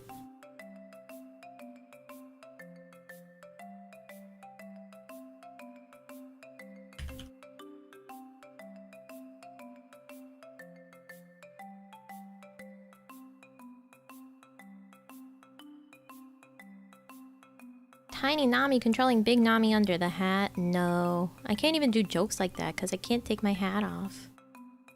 People who came out the womb wearing hats, you would think some people are like actually attached bodily to their hats. I wear caps a lot, so I gotta be wary. As long as you don't wear it too tight. I would say, honestly, probably the best thing if you do like wearing your hat a little tighter is like put it on loose and then tighten it on your head, and then when you take it off, loosen it before you take it off if you're really concerned. But the thing is that even if you do have like friction alopecia from your hat, what you're doing is you're breaking the hair off, so it's like temporary. So if you're balding, you're balding, but putting a hat on to cover it can make you have more temporary bald spots pop up. So you're kind of making it worse in the short run, and if you continue to like cause hat stress to your hair, then yeah, it's going to seem a lot worse.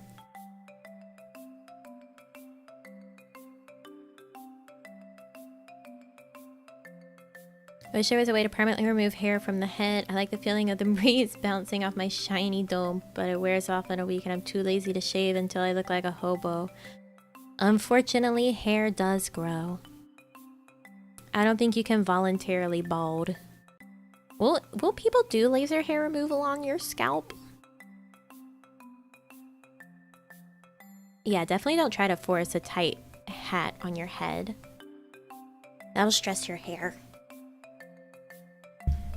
Like traction alopecia, because it's tension, it'll affect your actual follicles, while friction alopecia is more like direct stress to the hair strand itself.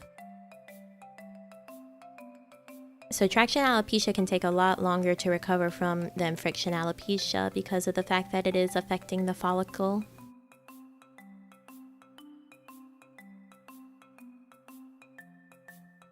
Sure they would if you pay for it. Find out. Might take like 10 sessions if ever to be permanent. It's kind of expensive too, and that'd be a large area. Alopecia totalis. That's what Voldemort used? Yeah, that's his spell to go bald. How do you know all this? You a dermatologist or something? No, I'm just a very curious person. I'm a very curious person and I look up a bunch of stuff. Or you studied all this? I watch things. I look up things.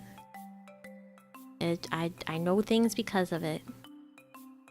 There's a lot of information that if you pay attention and you can just absorb and learn things. You can just absorb and learn things. Like I think I learned about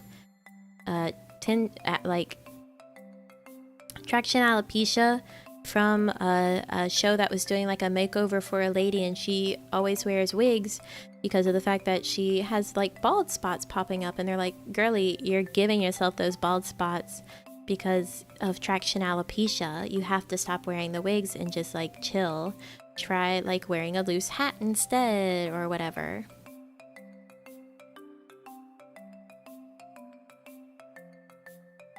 Curiosity killed the cat. That's not the full saying. It's curiosity killed the cat. Satisfaction brought him back.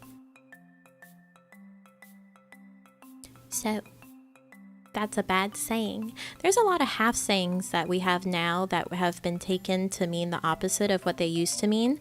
Just like curiosity killed the cat and satisfaction brought him back. It's like the fact that people will use blood is thicker than water in order to like guilt people and to be like, or you know, just like saying like, oh, your family is more important than friends. But the full saying is actually the blood of the covenant is thicker than the water of the womb, which means that the relationships that you choose in life are stronger than the ones that you are born with. So it's the complete opposite of what people have made it to mean now. There's a lot of stuff like that.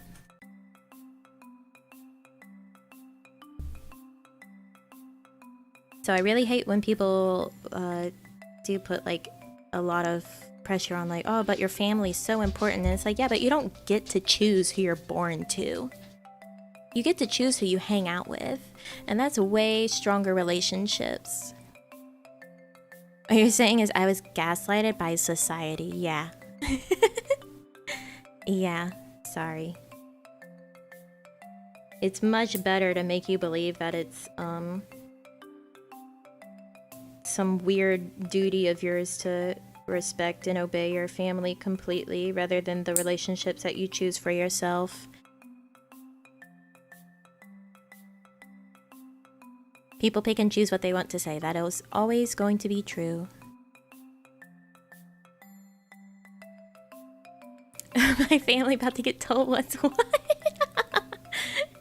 Are you cutting your fingernails? They were too long. It was just one. It was just one. It was a little broken. Yeah. It was just one. It was a little broken. I had to get rid of it. It was gonna bother me.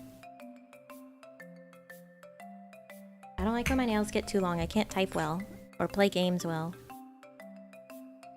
Look, I'm not the only one who's done it. I know Corona has done it too. She's just stopped in the middle of the stream and started cutting her nails because they were bothering her. I don't understand why people expect you to unconditionally love someone just because you came out of the same womb. Wish I knew.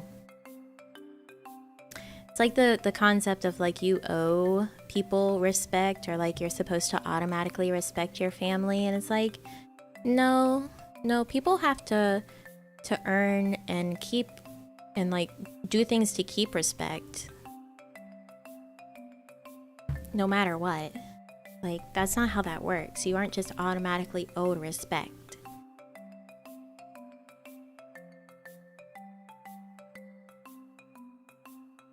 Either you're comfy enough with us or just don't care. I don't care. I'll cut my nails and like file them and everything on call with people.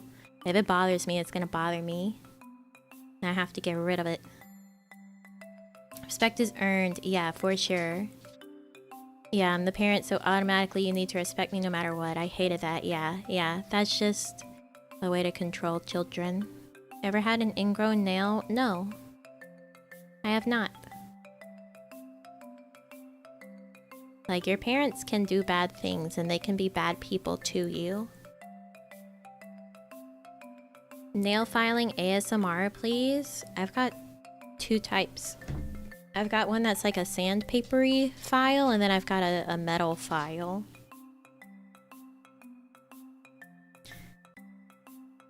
You really want sandpaper or metal file ASMR? Anime girls flossing their teeth during Zatsudan's coming soon. Kept mine in a little jar after it got pulled out. Yucky. Gucky. Here, you can have some.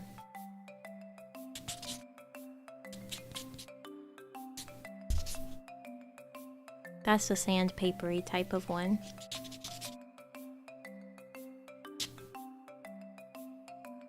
Was that pleasing to your ears?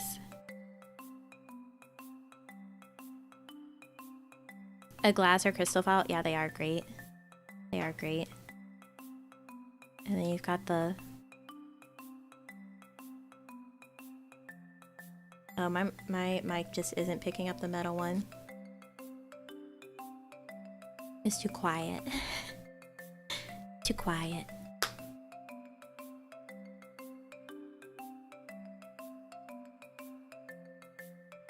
I don't know. It kinda was.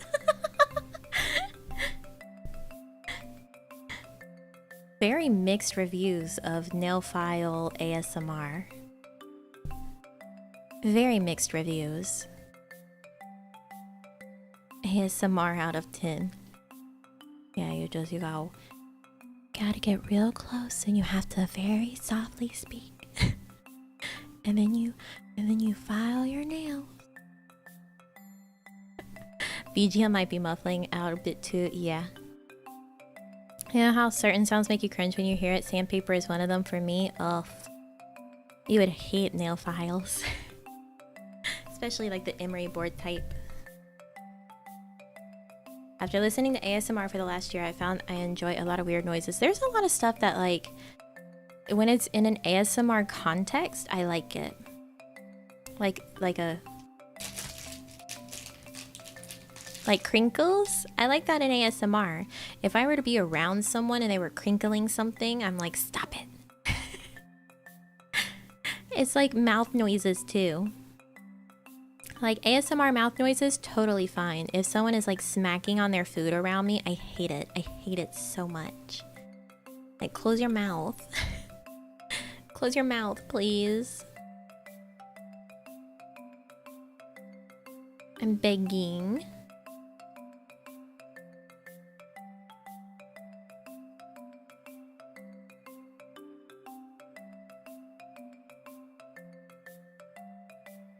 Like yandere and tsundere. You mean my anime boy type that I'm like, this is pleasing in the vacuum of anime, but if you were a real person, I would probably smack you. Probably smack you. So, sounds ASMR stream. Knife and fork. Ugh. Especially when like it slips on a plate and it's like, it's great. Nail and chalkboard. Shoes on wooden floor. Mouth pop noises. I have wooden floors. Don't like the feeling of freshly cut nails? Probably because you need to file them. If your nails feel like really sharp after cutting them, you need a file. That's the point of filing them. It smooths them back down.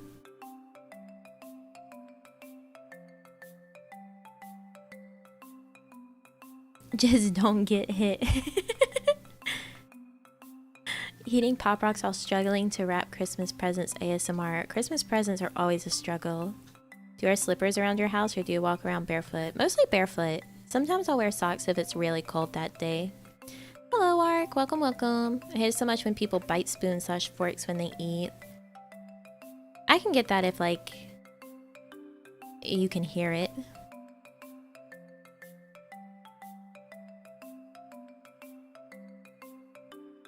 Filing is important for dudes too, you know. It is. Filing's very important.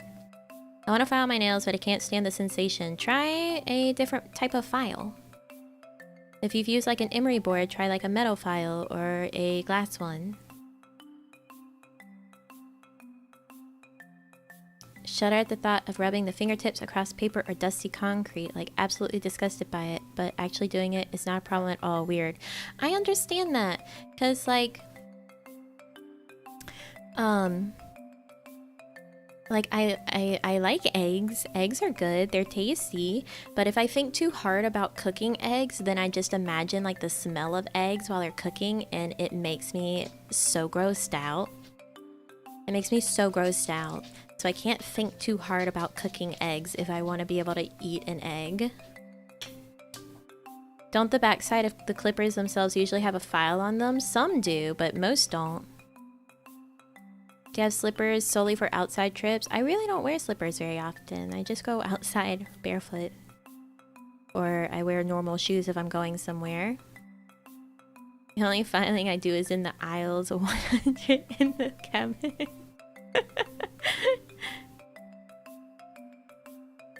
Well, you know. Eggs are a really gross concept. Yeah, if you think about it too much. Been trained to wear chanclas. Hey, you got weapons.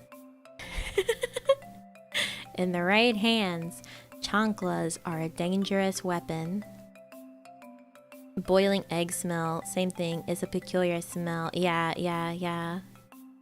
For sure. Like, if you overcook an egg, ugh. It's so bad. It's so bad to think about. It makes me feel like sick. Facts, yeah, chanclas.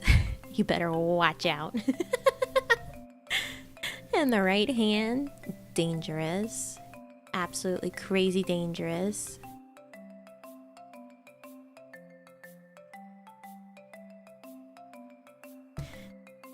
Okay, wait. Have you guys ever been like, okay, that food sounds gross, but I have to eat it. I have to know.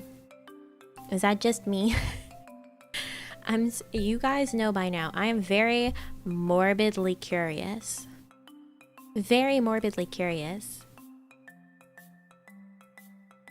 I'm like, all right, that sounds gross. I gotta try it. I gotta try it. I'll be like, that sounds weird. I gotta try it. I gotta put it in my mouth. You're like that? Yeah. It's also like that thing that, like, if someone's like, this smells awful, smell it. And then people will, like, just automatically smell it, even though they just said this smells bad. Why are humans like that?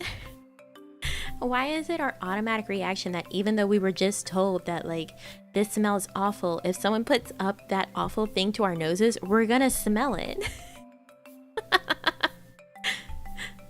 If we are offered the thing that smells bad, why do we just smell it? If humanity wasn't curious, we would make such great strides. I think that's not right. I think if we weren't curious, we would make no strides. Because we wouldn't be searching for things. We wouldn't discover things. Someone offered me something, I wouldn't say no. I think, you know, for most things, unless it just like really like makes me feel uncomfortable about it,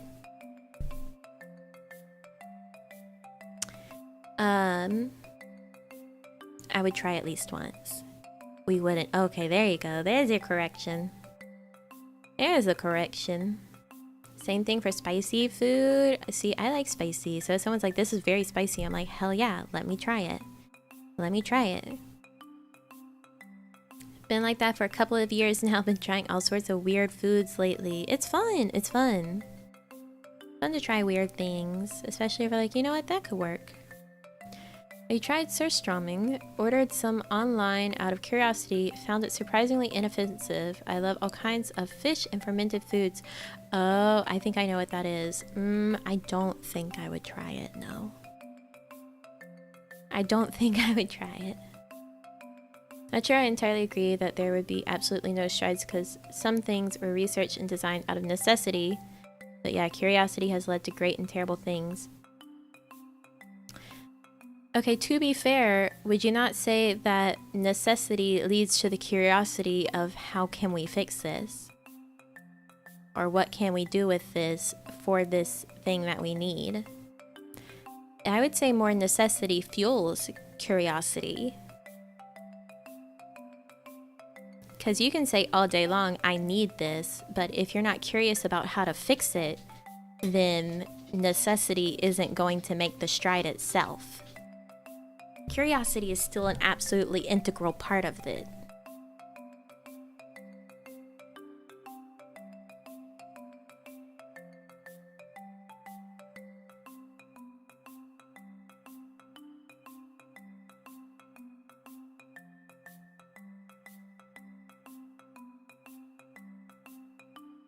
Yeah, you gotta, like, even if you're just like, all right, we need this.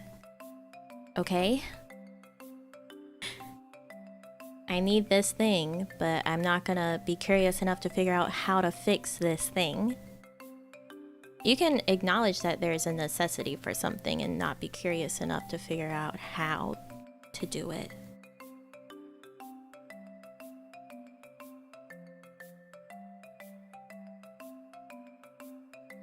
Train myself to keep things separate and not automatically relate to things. Well, yeah, you shouldn't automatically relate to things, but also you should be able to not automatically say these things can't be related. You're gonna look up and try the rice and yogurt thing you mentioned before. I got curious. Please report back. Please report back. Philosophy hard, brain hurty. Yeah, it's like a chicken and the egg situation. Just look for bare necessities, the simple bare necessities. Worry about your worries and your strife, but all the bare necessities. Yes, the bare necessities. The simple bare necessities of life.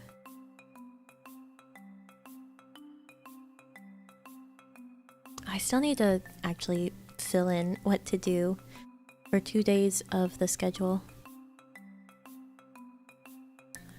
Weeps.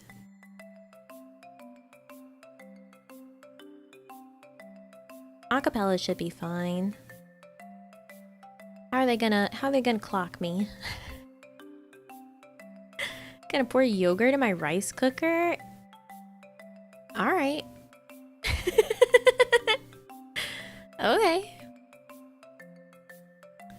Cooked for 7 days and then sun-dried. Imagine the necessity, curiosity, and how they found out how to make it edible. Yeah. Yeah. There's a lot of questions in life. Alright, what do we want to do? Tuesday, isn't it? Tuesday, isn't it?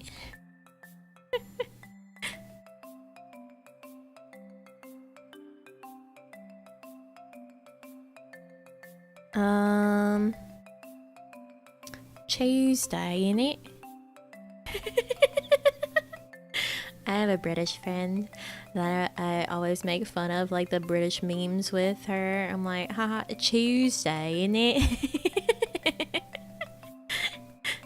She plays into it sometimes because she actually has like an obsession with baked beans. So, you know, like beans on toast, she actually will go crazy for beans.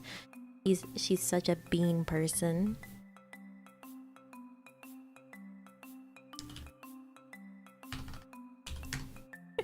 She's such a bean person. Oh, you got a license to speak that way, Missy? That went Australian. Hot yogurt sounds like it'd either be amazing or the worst thing on this earth. Now that I'm thinking about it, you gotta try it. Gotta try it. A real human being. Haha. Ahiha, ahiha. His brother eating beans. She loves beans. She actually did a study abroad in New York for a year, and she was complaining about the beans in the US. She was like, why do all the baked beans have meat in them? And I was like, really? All of them have meat? I don't really eat baked beans, so I never would have thought that like all of them have like some sort of meat in it.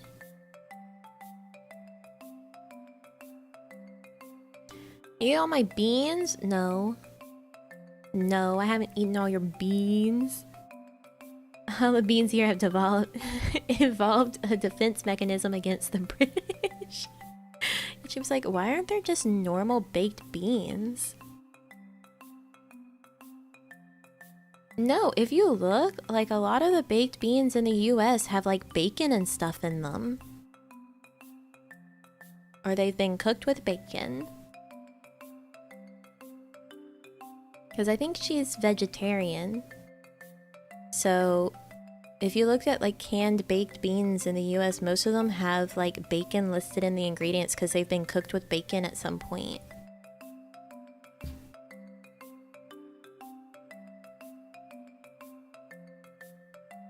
Beans here are cooked with garlic, onion, plus a bunch of cured meats and sausages. Cause chili? No! There's meat and baked beans! It's not chili. Baked beans and chili are very different. You can't conflate the two. Yeah, like it'll list that it's been cooked in bacon or something, and I think she was vegetarian, so she was like, I just want beans. I just want beans.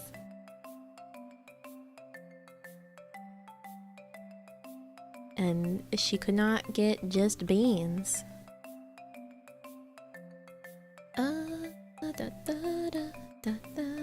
That's just a dot on the actual schedule.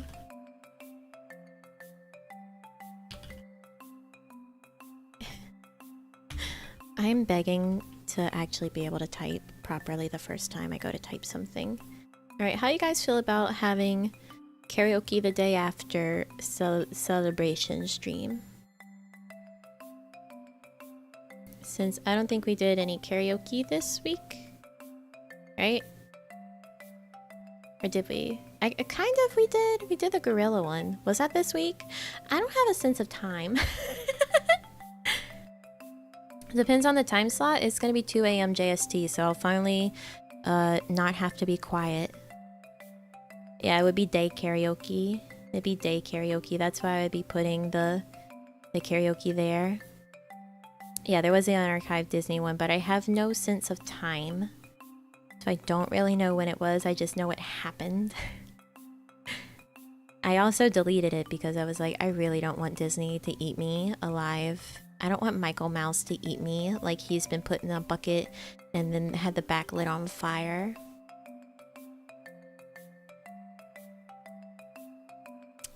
Last one was 5 days ago. My God. I don't know if it'll be the musicals karaoke because I would have to think of songs from musicals. I'm gonna have to think of songs in general because otherwise I'll just sit there and repeat songs a bunch. Because anytime I'm like, all right, karaoke, I think of the same songs all the time. All the time. You archived it? That's fine. I mean, I just didn't want it on my own channel. Are you one of my people? I don't have a sense of time either. I don't have a reason to have a sense of time anymore. All I know is when I stream on that day. That's all I know.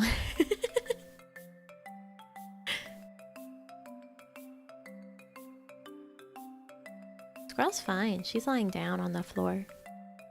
When's next karaoke? It looks like we're gonna have it the day after our membership celebration. So that's gonna be Tuesday, JST, and it'll be Monday, NA.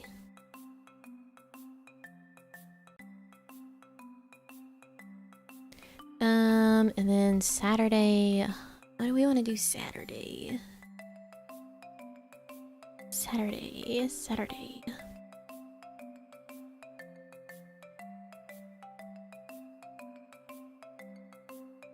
That soon? Yeah. It'll be archived? No. No. I don't want to have to dig for songs that I can archive. That's a lot of effort. I already struggle to think of songs to sing in the first place. To think of songs that I can sing and archive is just such a pain.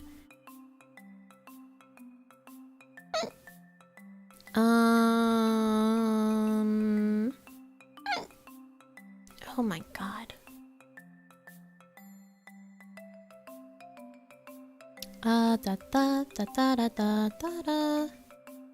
Maybe we'll start Yuppie Psycho.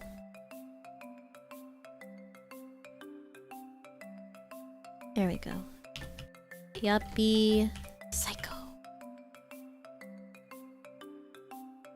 There we go. Filled it in. Song requests from Mallows. I still haven't learned most of them. I still haven't learned most of them. Because a lot of them are in a language I do not speak. And I have to study very hard to learn any JP song. Although today I was starting to study a little bit of Loser Girl. あのね私 Loser Girl だって開けないるしかないじゃん I love that song. Have any guilty pleasure songs or artists? Not really. I just listen to what I listen to. I don't care. I don't care. Yeah, it takes me a long time to actually learn a JP song. And a lot of the requested songs are JP. Because I don't know what it's saying. So I can't just like passively listen. And then secondly, it's a bunch of sounds that my mouth isn't really used to making, especially in succession.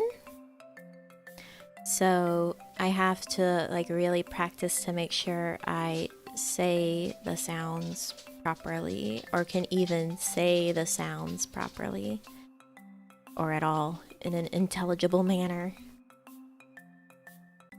Keep singing Japanese songs, you'll be Nihongo Jozu in no time. I don't think so. I don't think so.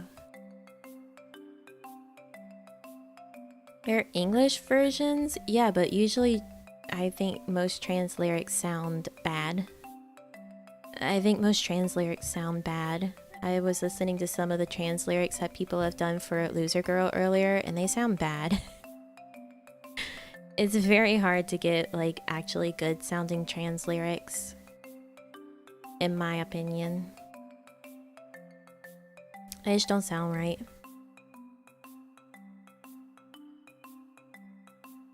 Not with that attitude, you won't? Alright, I'll keep that attitude. I'll keep it. That's fine. I'll be slow. Slow and steady, it wins the race. It wins the race, baby. Hard to put it with the rhythm since it wasn't written that way. Yeah, for sure. Some translated lyrics can be bad, but I found a surprising number that are good, or at least the singers that do the covers likely do their own translating.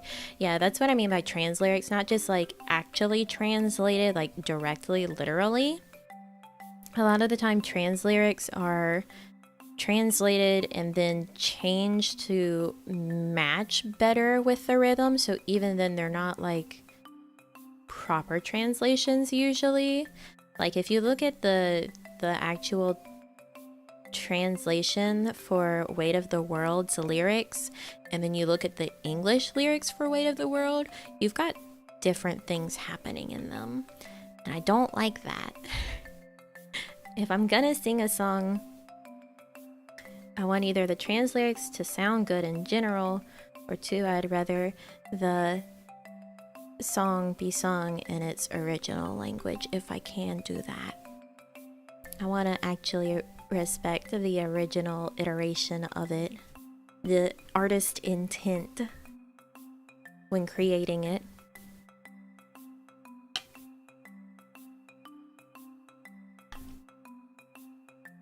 Blind Google translated Japanese karaoke stream sounds terrible. Sounds terrible. Understandable. Yeah. You know, I say this and then, you know, I've sung Lollipop, so I really care about the artist intent in Lollipop. Let me tell you. But like, you guys aren't asking me to sing the JP equivalent of Lollipop. I'll sing trash in English as long as it was written to be trash in English all day long. All day long. There's a difference. That is our big difference. Oh my god, how has it been almost 4 hours? Hello?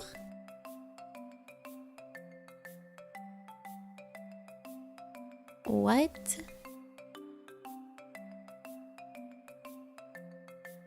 Can't even imagine Lollipop and JP. I would love... I would love that, actually. I won't stand for any artistic misrepresentation or misinterpretation in Lollipop. It's very, very proper. We gotta make sure that Lollipop is done right. Time flies when talking about fanfics and cards and torture. It sure does. I can't believe it. Yeah, it's like 3 hours and 50 minutes now. It's been that long. What the heck? What the heck? How? How?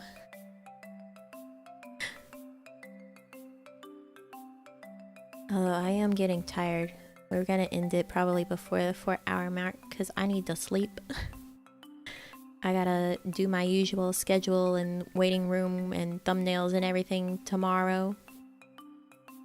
Because it's gotta be out early for the celebration. Time do be schmoovin'. Time do be schmoovin'. Yeah, I think this is where we call it tonight. I'm tired. I wanna go to bed. I think Squirrel wants to go to bed. Don't you, Squirrel? She didn't really answer. She just lifted her ears to show that she was listening. Only feels like 30 minutes to me. I'm sorry you came in late. I can't stay another 3 hours and 30 minutes just for you. I would have like no voice and no sleep. Unfortunately. Unfortunately, I do have a mortal body that I must obey the needs of. I wish it was not so, but it is.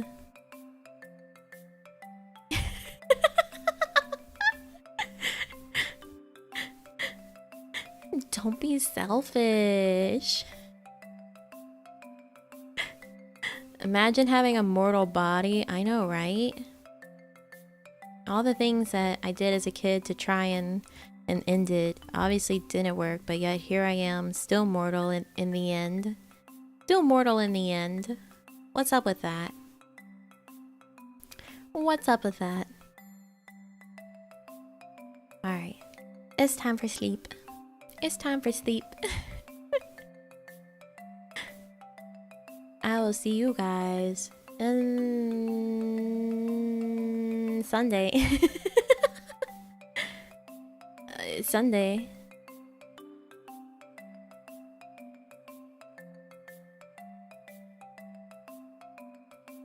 So until then, please have a lovely rest of your day or night wherever you are. I love you all so much. And I will see you very, very soon. Okay? Be good. Alright? Bye. No torturing people. That was for entertainment purposes only. Okay, bye.